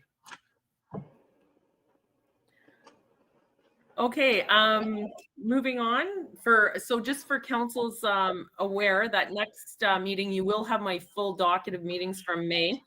The list, I had to laugh at the list. It looks quite short compared to other months, but I was more busy in May than all the other months combined. Currently, just for heads up for council right now, I am at the NASDA, so that's all of the DSABs combined, their association here in Thunder Bay. And I've been afforded this opportunity because I'm the vice chair of the Algoma district, or the Algoma DSAB. And I have to say, this is amazing, the information that's here and the professionals that are here. And I want to reiterate the invitation for Dr. Verma that's going to be coming to Wawa, that there's strategies out there to attract new people and housing to your community. So I'm hopeful. And that's all I have right now for any updates. And with that, we can move on to 13 conferences. If I can get a mover and a seconder to acknowledge receipt of the report, moved by Councillor Ted Sheneman, second by Councillor Belinda Kistemaker. Be it resolved that council does hereby acknowledge receipt of the 2023 Phenom Conference overview as prepared by Councillor Drago Stefanik. And Councillor Stefanik, do you have any comments or to add to your report? Yeah, I do. Just one item, everybody refers to, hopefully that everyone read it and looked at it and same staff. Page number 2, item under May 9th, 23, intact insurance. The claims drive premiums, and as you expect, the premiums go higher yearly basis. 10% deep pocket theory with lawsuits. What basically means that even your indirectly or directly minimum responsible people with deep pockets, meaning a corporation or large companies, there'll be a lawsuit in court of law. And he really emphasized that. He also emphasized that cyber coverage, which you have, inspection of all maintenance equipment, indoors, outdoors equipment is a high priority to make sure you have complete and accurate records of all your item that you have in your possession. But the 10% deep pockets is really, really important as far as the lawsuits, and it's a reality. Thank you. Thank you for that, Councillor Stefanik. Any questions or comments on the Phenom report? Just a comment for the liability issue. I believe that's the several liability that's been talked about at several different communities. And we do have to protect against that and make sure that we have all our ducks in a row. I did hear from several commentators on the Phenom conference that it was the best yet. Do you agree, Drago? You've been to several. Yeah, I must agree because there was no breakaway groups. It was all in the main hall. So you didn't have to miss any workshops. All the workshops were taken in by all the participants. That was the first time they did that in many years. And it worked out really well. Okay. Good to hear. Okay, if there's no further questions or comments, we'll put that acknowledge receipt to a vote. Those in favor? And that is carried, none opposed. Okay, moving on to item number 14, new and other business council meeting dates, July to December of 2023. If I can get a mover and a seconder, please. Moved by Councilor Kistemaker, second by Councilor Belinda Kistemaker. Be it resolved that the Council of Corporation of the Township of Hornepayne does hereby agree to set 2 regular council meetings per month, with the exception of July, August, and December, in a hybrid meeting room setting for the following dates and times for the second half of 2023. Wednesday, July 12th, 2023 at 6 p.m. Wednesday, August 16th, same date, same time. Wednesday, September 6th, same time. Wednesday, September 20th, same time. Wednesday, October 4th, same time. Wednesday, October 18th, same time. Wednesday, November 1st, same time. Wednesday, November 15th, same time. And Wednesday, December 6th, 2023 at 6 p.m., all being conducted at 6 p.m. Be it further resolved that the meetings are being set with the intention that the first scheduled meeting of the month will be the purpose of discussing and dealing with regular council business, public deputations included, and that the second scheduled meeting of the month will generally be for the purpose of urgent business that cannot wait until the next regularly scheduled business meeting or other items as determined by the mayor and or CAO clerk. Be it finally resolved that a second meeting of the month may be canceled with due notice at the discretion of the mayor. Is there any further discussion on that, council? We did decide that at our last meeting. The only item that I want to bring up that I thought of later and is that we should set a town hall meeting for the fall, and we didn't discuss that, so we can bring that back to maybe the July 12th meeting for discussion on what date that. But with that, I put that motion to a vote. Those in favor? And that is carried, none opposed. Okay, item number 14.2 is Becker Road issues. And this was a discussion. Councillor Stefanik approached me and I asked him to email the CAO, and I'll hand the floor off to you, Drago. Yeah, thank you. I appreciate that, Mayor.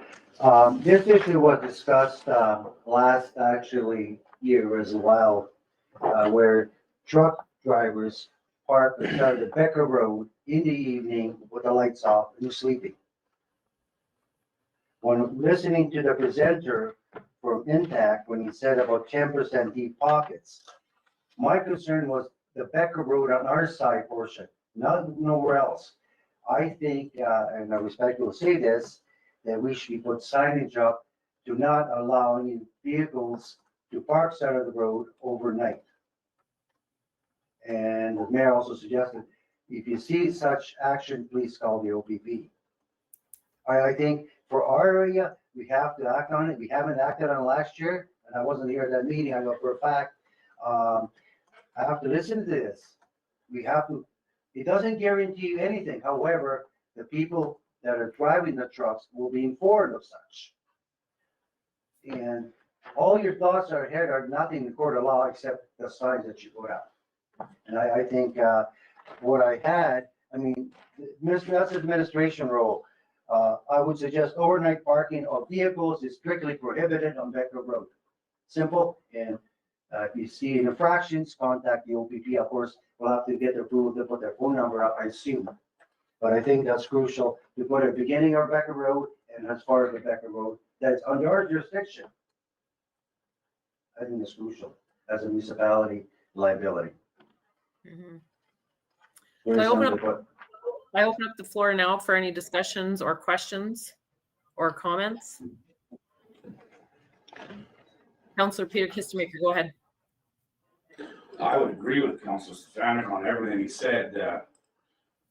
Working with a lot of the new drivers is gonna be difficult to enforce, and OBPs are very rare around here.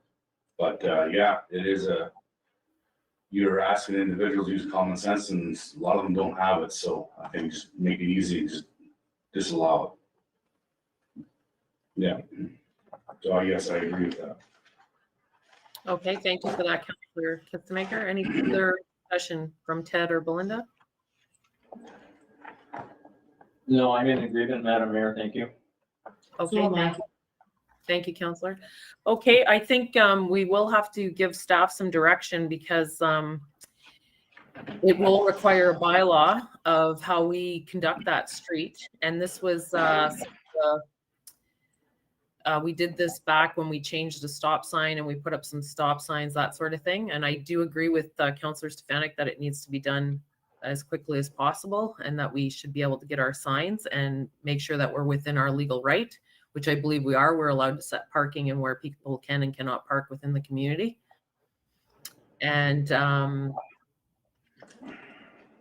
by next meeting is a real short timeline. So I'm thinking by July the 12th. But if staff can move with signage ahead of that, I think council would be in consensus to get the signage. So it's ready to be installed. My only concern is with streets, I think there might be a notice requirement. And we should get that out too, if that's, I'll defer to you, Eileen, on this topic and your staff. I would have to look into it and get back to council. We'll aim to get it onto the July 12th council meeting, but if there's for any reason it needs to be delayed because there's certain requirements we need to meet, then I will let council know. Okay, that sounds good. And if there's anything, Eileen, that you can, like, if there's any signage that can go up right away, let's try and get that done if we can, if it's within our.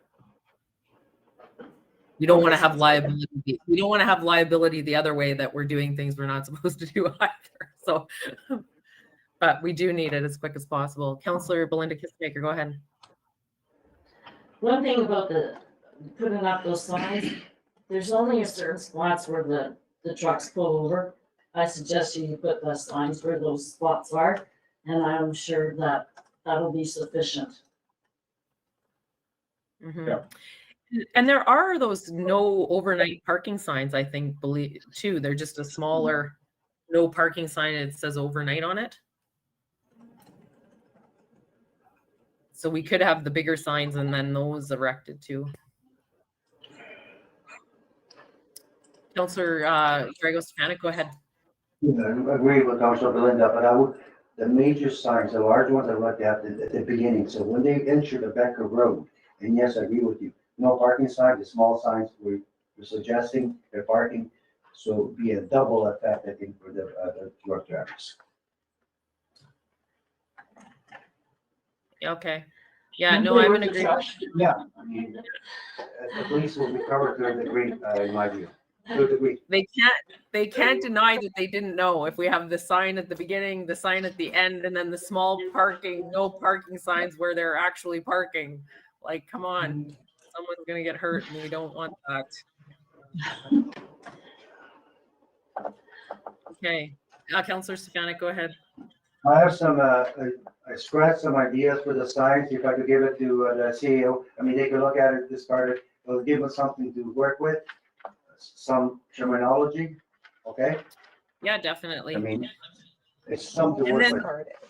And then I'm wondering for immediate action, just because we know this is a safety concern, do we want to put out a notice to the public that we're aware this is happening? We are looking into making this a no parking zone, and that we strongly recommend that there is no overnight parking on Becker Road effective immediately.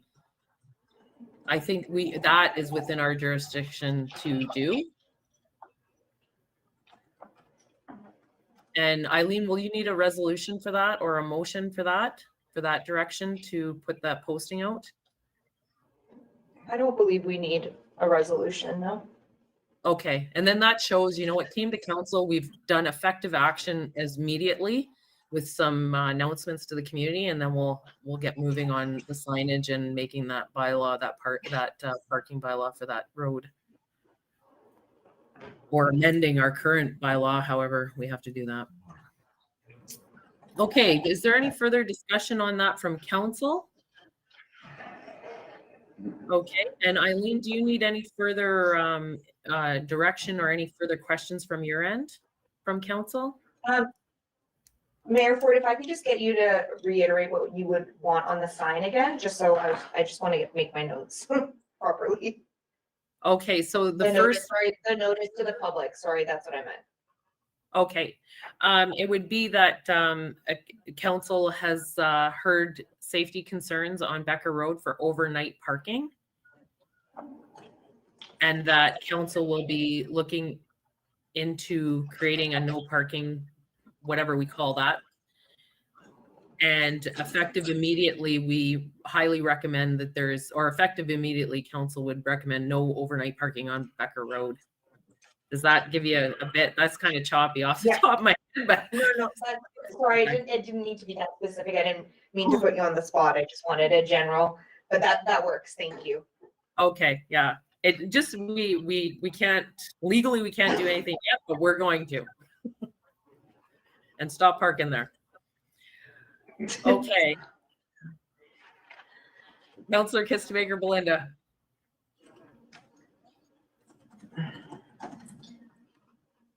My thing on this issue is, it's only certain individuals who are doing this.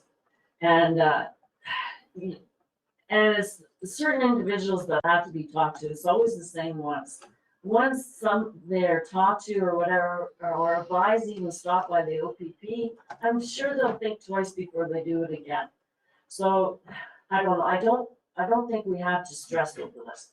That's what I'm trying to get across. It's important that they don't pull over to the side of the road, but however, you have certain individuals who are doing this, and we know that.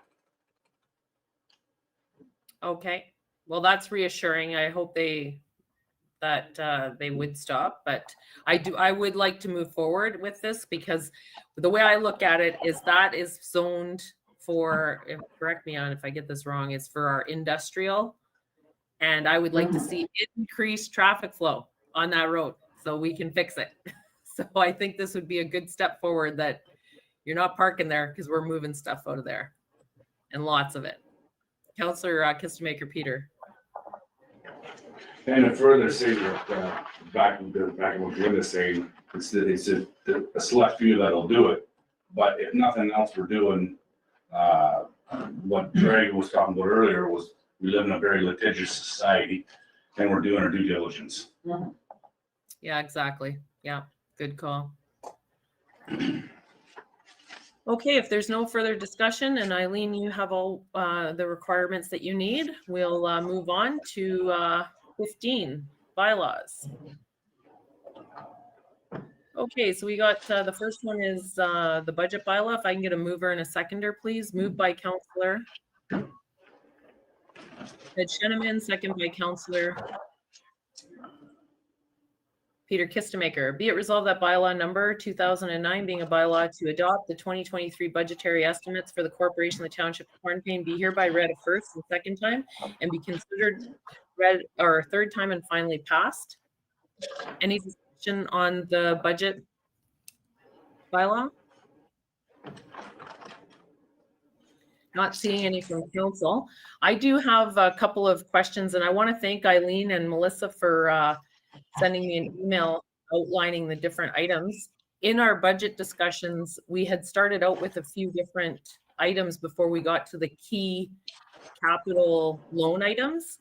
And one of them was the operating budget of dividing up the revenues more consistently through the departments that use them.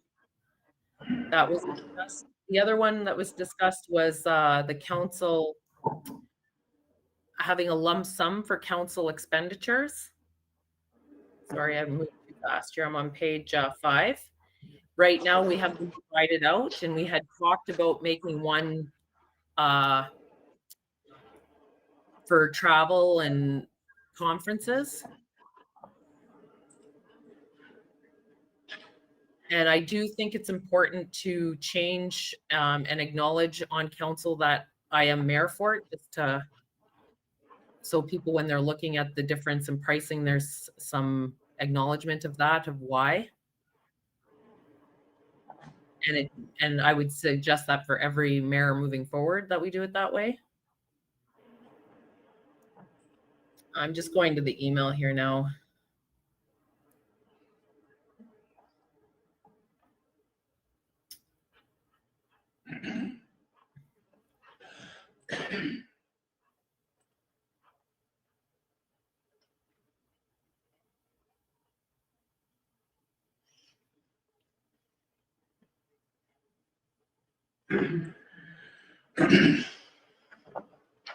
Okay, so my suggestion, just because we want to adopt the budget, I think that we should look at dividing up the revenues for our future budget. I would like to see that, like, I wouldn't want to see that work done now, but maybe we can look at past audits or past budgets and see how much was allocated so that we use a percentage for that first page. That would be my recommendation.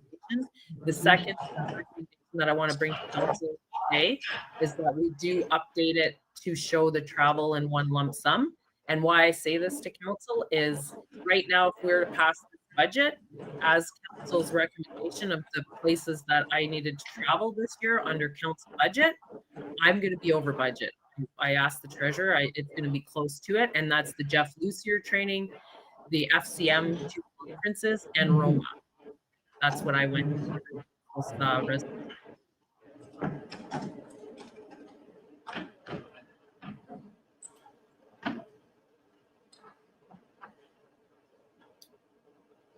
And we didn't provide direction on those items.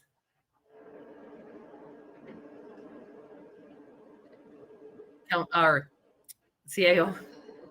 Are you going to call you counselor?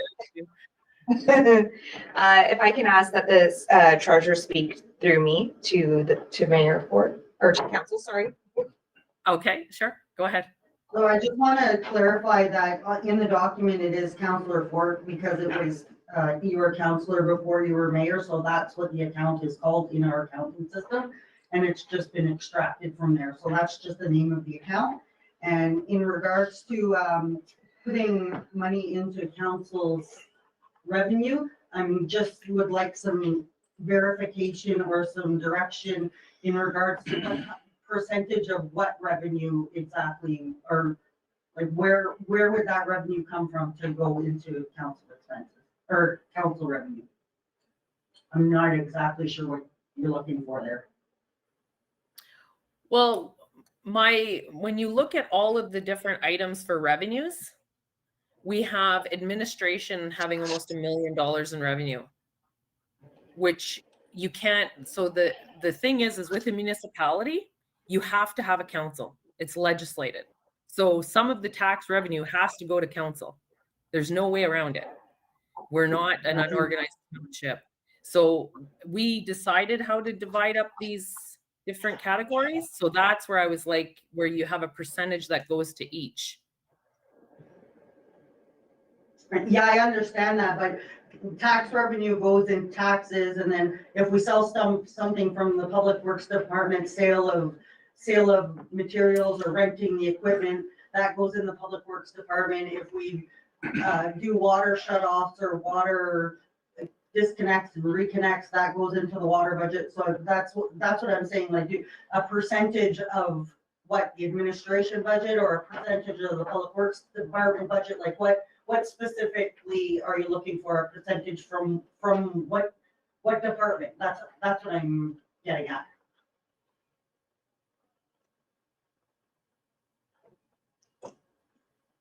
Well, I think it would be, I'm not sure which one it would best come out of. Like right now, we're showing 942,000 revenues for administration, and then just over 1 million expenses. So all of that administration cost isn't all administration, because some of it's public works and some of it's recreation. So I'm just saying that it seems inflated in one area and not divided amongst the others. I wouldn't know how to, I'm just looking at trying to make a document that's more reflective of each department. And my understanding, Melissa, was this was just always how it was done in the past. The only thing that skews the administration one is the OMPF, which can all be transferred to council's department if that's council's wishes, but everything else is administration specific.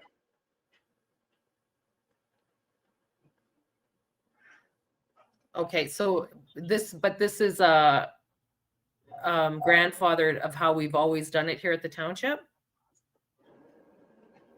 Yeah, but the revenues are of the revenues that are generated in the town hall at the administration level. Mm-hmm. But this document that's been produced is just always the way the township has done it?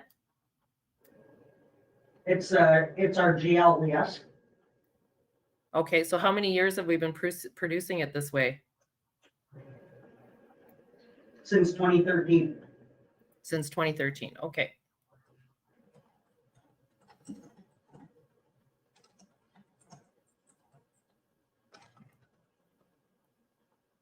Well, for now, I don't think that's like I said earlier, I don't think that's a key issue to for passing this budget. I am looking for council's direction on the training and travel that we talked about, lump summing them together, and that we take out of that and we don't exceed it. And I look for direction from council on that.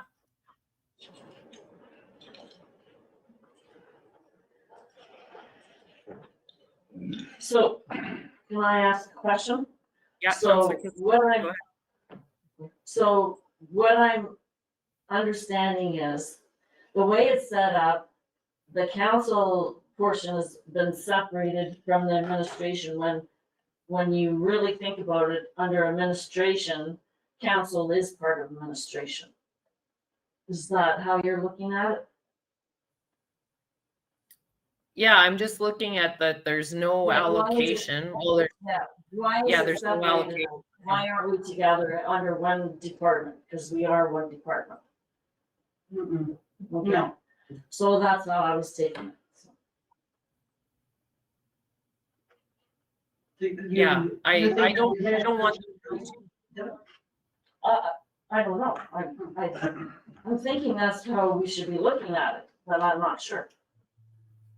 Is that what you were talking about, or are you talking about something else? I'm just trying to understand this. Yeah, no, it's Because just. we are one. Yeah, so when you look at the document, what I'm trying to point out is that there's revenues that are coming in, and then they're allocated with their expenses, and then there's a net difference or cost, right?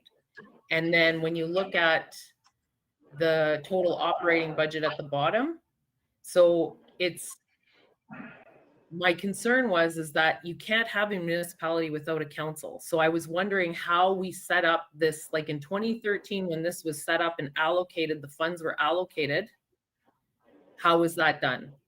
And can we improve it so that it shows in like street lights, for example? We know that we have that separated out every year and we don't have revenues coming in for it. But we know that. So it's showing that there's a cost to it. So if that clear, Counselor? Yes, Yeah. okay. I think I understand. Counselor or Eileen, go ahead. The treasurer just wants to add to or respond as well. Yeah, go ahead. So if you look at page 4, where it shows the operating budget and council is at the top, the revenue of $950, that just shows that the revenue that's coming into that specific department. So then if you go all the way to the other side where it says And like $100,935, that's the revenue from the taxes to support the council department.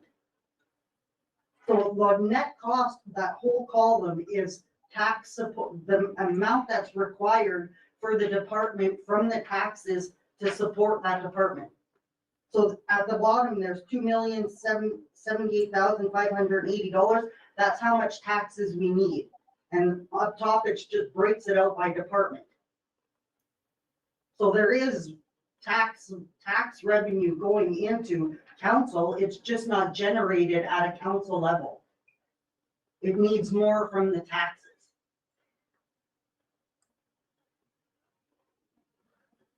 Is that clear? No, that was not clear to me. Is that clear to council? Are you getting that?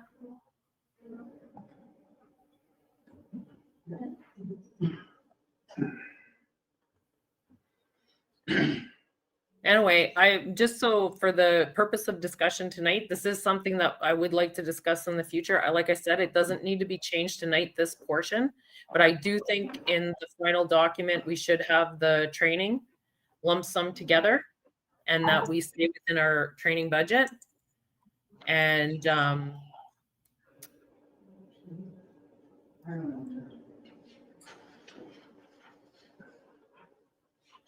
is there comments from the treasurer again?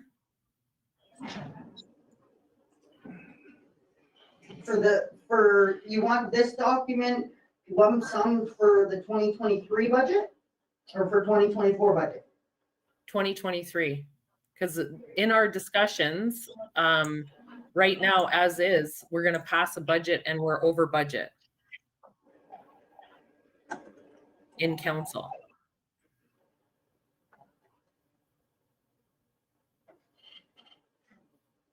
Is that not correct, or am I wrong? Well, it doesn't change the bottom line, and staff has delegation of authority to change it in between departments as long as the bottom line doesn't change. And we've done that in previous years to show that the travel and training of specific council members weren't over budget. Okay, see, and I'd rather us just, yeah. Anyway, I leave it to council. We had a discussion about doing it another way, and I thought we were going that way, and when I saw it today, I was surprised we hadn't.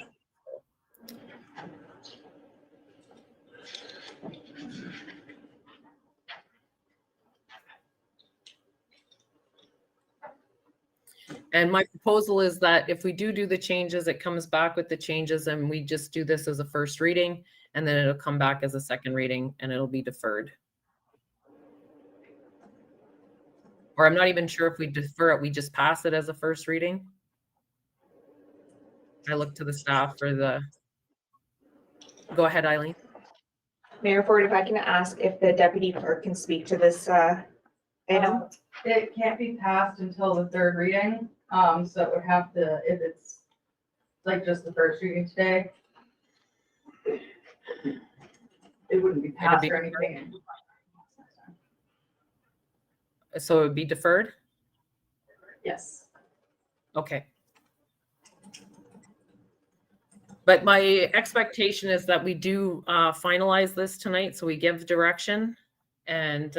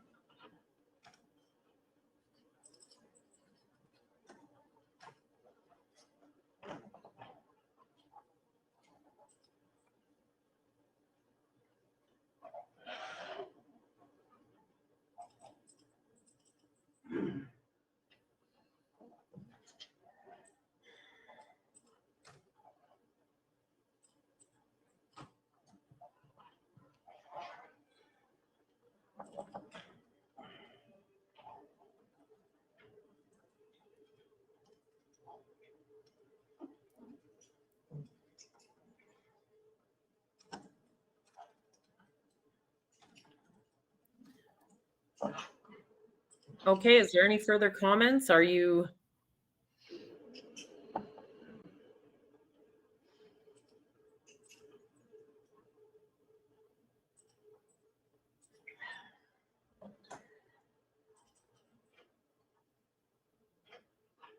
And I go around, I'm just gonna go around the table so we can get this cleared up. And it does, right this year, it's only affecting me, and that's fine.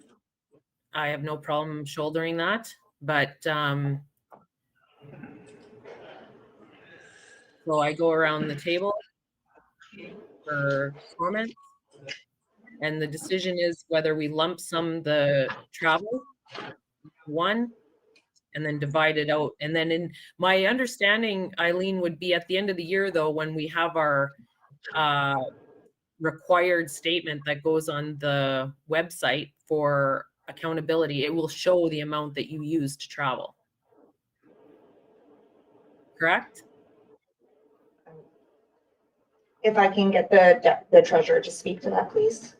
Definitely. It shows actuals and the budget is not on the page. Okay, so it does show actuals. Okay.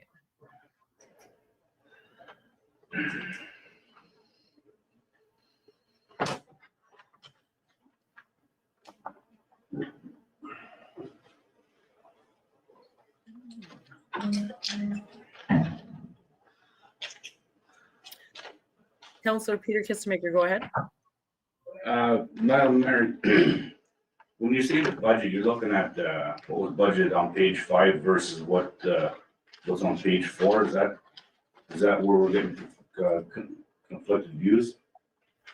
No, what we're looking at right now, so page 4, that's an allocation of the amounts, so we can deal with that. Yeah. There's nothing gonna change the budget on that at all.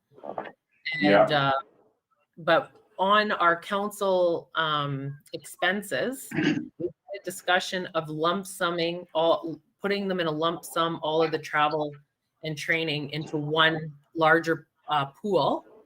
And then that way there's no transfer of funds. Like if say last year, I'm not sure what the budgets were at, and then the staff in the background is having to change the budgets so that no one's over budget.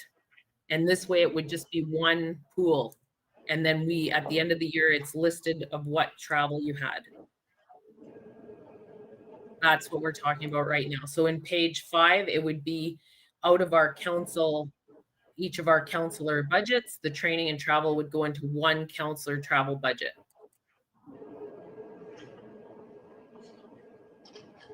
And that's the way that you would like to see it done? Well, that was Or actually suggested? brought up from the treasurer during one of our budget meetings. I didn't even know that could happen. Okay. I'll let Melissa speak to that.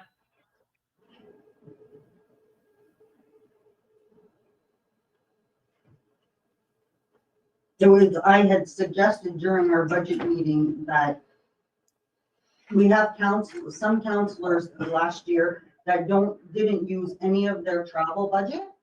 And where we had at this point, when we were talking about it several months ago, that we have the resolution that showed the counselor that each was allocated, who was going to Emo, who was going to Roma, so it could be calculated that maybe one counselor would only need $1,000, where another counselor would maybe need $9,000, and to look at that rather than just giving everybody $5,000 to do it strategically. Right, and so my understanding is you can just make it into one pot then, Melissa, so that you can just take it out of there? No, I think that was your suggestion in your written comments. Oh, okay. So what Mayor Cheryl Fort is suggesting is that we just budget $35,000 for travel and training for mayor and council, rather than individualizing each budget allocation. So rather than having 5,000, 5,000, 5,000, 15,000, and 5,000 for all of mayor and council, it would just be one lump sum of 35,000. Go ahead, Councillor Kissmaker Peter.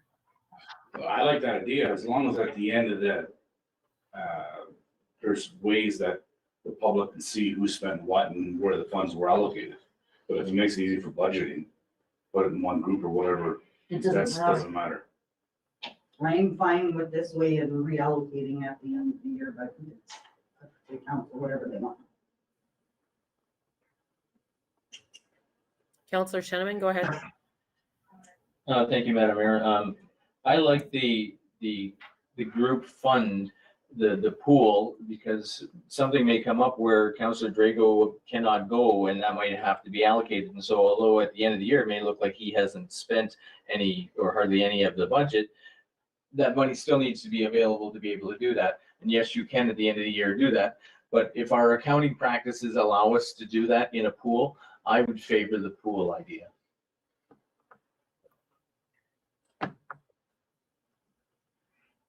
Thank you, Councillor Sheneman.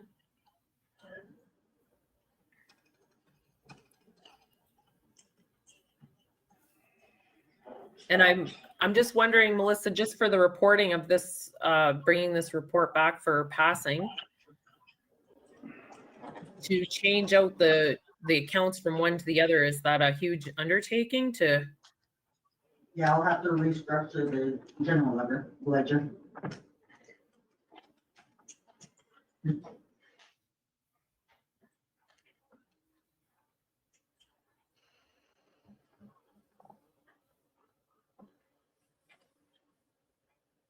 And does that, by restructuring the general ledger, does that free up the times where you have to reallocate those transactions at the end? Like you're going to save time at the end?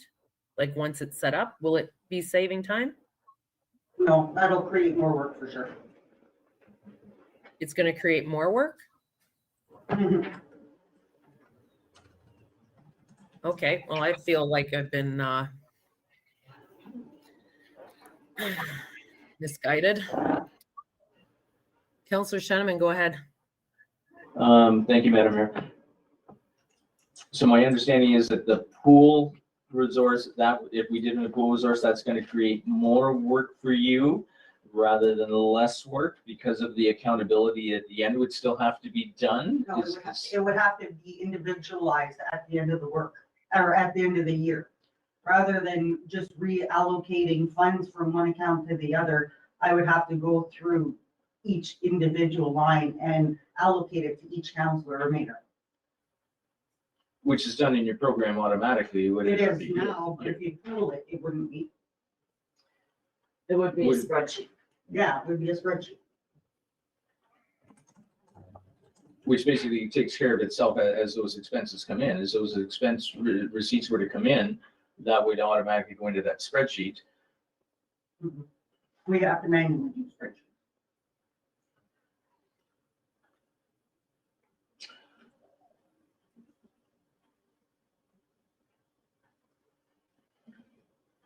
If I may, we're halfway through June and we're still working on a budget that we're halfway through. I think we need to be able to do this. I don't think there's any of us sitting at the table that would run our household or our personal businesses like this if we were. And I do believe that we need to get this to a point of being finished one way or the other. We need to make a decision and be able to say, okay, this is the way we're going to do it. And I would vote, and I certainly don't want to create more work for you, but I do believe that we need the flexibility to be able to have that funds can be directed to where a more active person, not necessarily by their choice, but a person who obviously, like Mayor Fort, has more conferences, she has more to do that. And so it doesn't look like at the end of the year, gosh, she's overspent and the rest of it, we've just been really tight with our budget and been very careful. She has things that she has to, that it only makes sense for her to be in. So I will stick with my thought is I prefer the pool idea. And then we would allocate at the end, and I'm sorry if it creates more work, but I do believe that would be a more functional way to go. Thank you. Thank you, Councillor Sheneman. I am with Councillor Sheneman that it needs to be passed, it needs to be implemented. I think we can have a further discussion. We're going to have more budget meeting discussions coming this year. So at the exhaustion of everyone's time and energy for tonight, I would propose we pass the budget as is, and with what Councillor Sheneman and myself have reiterated tonight of looking at putting a pool together for our next budget and looking at better accounting, trying to put in some better best practices, maybe, if that would be better for council and for staff. And I don't want to create more work. So if council's good with that, I put the vote to the floor as is, and consider this first, second time, and third time, and finally pass this budget. If there is any further comment on this right now. Councillor Drago, go ahead. Yeah, thank you, Mayor. I agree with you. We should pass this budget. I mean, our whole intent was over the many years, our budget, it wasn't passed till July, August, September. So that was the initial, and you know that yourself. So I think for expediency, we got to get this through. It's late as it is in my eyes, so we could certainly look at it for the next year. I agree with you. Thank you. Yeah, and next year's this fall, so. Okay, so I put that to a vote. Those in favor of passing the budget? And that is carried, none opposed. Moving on to bylaw number 2010-2023 tax ratios. If I can get a mover and a seconder, please. Moved by Councillor Ted Sheneman, second by Councillor Peter Kistemaker. Be it resolved that bylaw number 2010 being a bylaw to establish the tax ratios for the corporation of the Township of Hornepayne for the year 2023 be hereby read a first and second time and be considered read a third time and finally passed. Any comment on the tax ratios?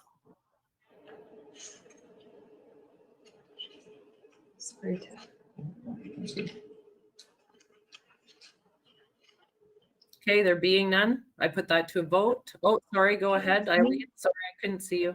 Eileen, go ahead. That's okay. I just wanted to mention that Councillor Sheneman brought to staff's attention that there was a error in the bylaw, and that we put 2013 in one paragraph. So we'll change it to 2023. 2032.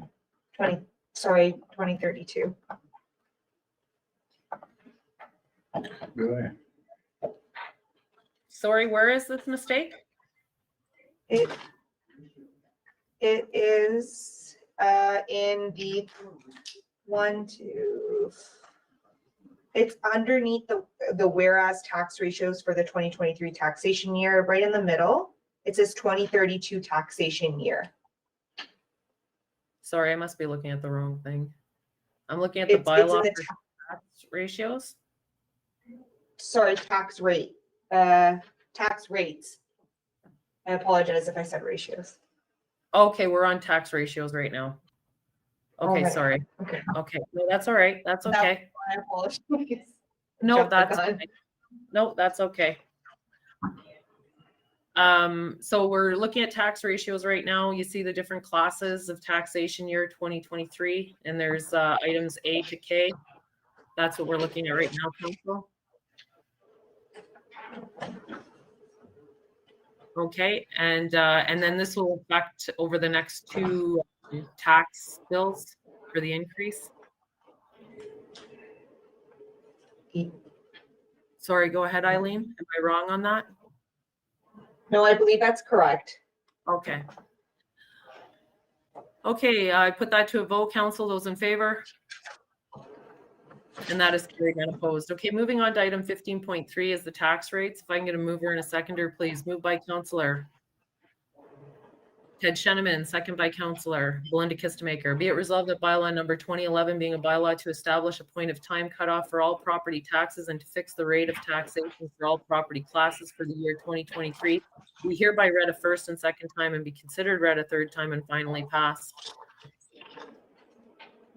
And this is where it's on, could you just point that out to me again? Which number that was? Sorry, Eileen. Sorry, I'm just gonna go back to it. It was in the middle of the bylaw. I believe it was maybe the fourth or the fifth Oh, yeah, paragraph. I see it. Okay. Yep, I see it now. Thank you for that. Thank you, Councillor Sheneman. Okay, so with that correction of the 2023 tax year and correcting that 2032 out of there, I get a move. Did I read that motion already? Oh my gosh, did I get a mover and a seconder for this? I'm Yes. asking you, people. We did? Okay, thank you. So I put this to the floor. Tax rates up for a vote. Those in favor? And that's carried, none opposed. Okay, moving on to bylaw number 2012, service agreement. If I get a mover and a seconder, please. Moved by Councillor Peter Kistemaker, second by Councillor Ted Sheneman. Be it resolved that bylaw number 2012 being a bylaw to enter in the 211 services agreement with Lakehead Social Planning Council 211 Ontario North to provide information regarding social health, community and related government services to the Township of Hornepayne and its residents be hereby read a first and second time and considered read a third time and finally passed. Any comments or question on the bylaw? The only question that I had, does this finally put our radio tower to use? Is this part of the radio tower stuff? No, it's not. No.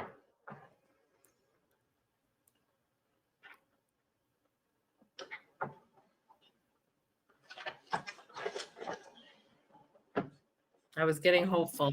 We've had radio tower equipment for a decade now, I think. Okay, any further comments or questions on that bylaw? I put that to a vote. Those in favor? And that is carried. Item 15.5, bylaw 2013. If I can get a mover and a second, please. Move by Councillor Ted Sheneman, second by Councillor Belinda Kistemaker. Be it resolved that bylaw number 2013 being a bylaw to enter a data sharing and services agreement, DSSA, with Municipal Property Assessment Corporation MPAC be hereby read a first and second time, be considered read a third time and finally passed. Any questions or comments on that bylaw? There being none, I put it to a vote. Those in favor? And that is carried, none opposed.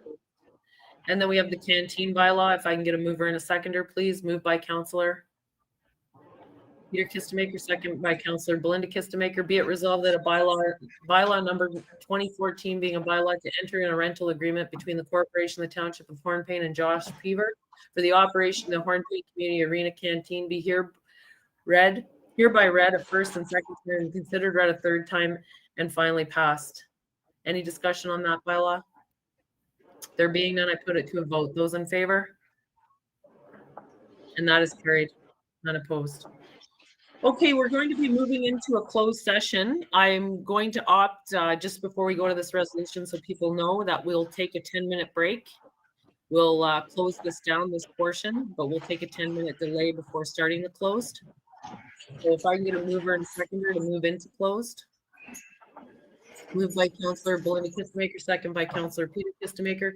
Be it resolved that the next portion of the meeting at 8:17 p.m. be closed to the public in order to discuss a trade secret or scientific, commercial, financial, or labor relations information supplied in confidence to the municipality or local board, which if disclosed could reasonably be expected to prejudice significantly the competitive position or interfere significantly with the contractual or negotiations of a person, group, or persons or organization, and a position plan, procedure, criteria, or instruction to be applied to any negotiations carried on or to be carried on behalf of the municipality or local board pursuant to section 239 IK of the Municipal Act 2001.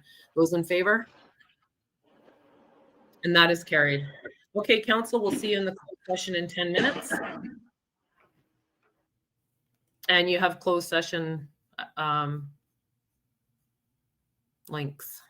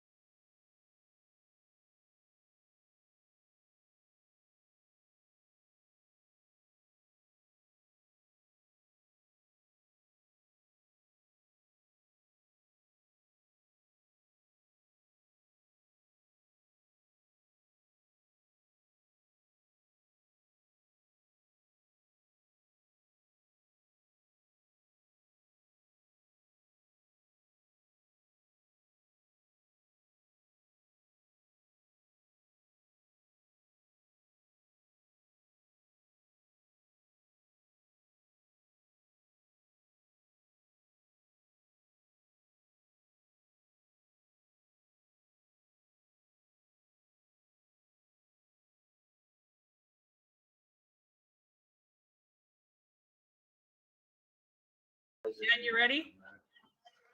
We're good. Okay. If I can get a mover and a seconder, turn to open, please. Moved by Councillor Peter Kistemaker, second by Councillor Belinda Kistemaker. Be it resolved that the Council of the Corporation of Township of Hornepayne does hereby return to open council at 9:38 p.m. Those in favor? And that is carried and opposed. So item number 18, business arising from the closed session. There's nothing further to report at this time. We've deferred for further discussion. 19 is the adjournment. If I can have a mover and a seconder, please, for the confirmatory. Moved by Councillor Drago-Stefanik, second by Councillor Ted Shannon. Be it resolved that 2015 being a bylaw to confirm the proceedings of council at the regular meeting held on Wednesday, June 21st, 2023, be hereby read a first and second time and considered read a third time and finally passed. Those in favor? And that is carried, none opposed. And finally, our adjournment, please, moved by Councillor Drago-Stefanik, second by Councillor Peter Kistemaker. Be it resolved that council does hereby adjourn this regular meeting of council held on Wednesday, June 21st, 2023 at 9:39 p.m. Those in favor? And that is carried, none opposed. Thank you, council. Have a great night. You as well. Week. Yeah, bye.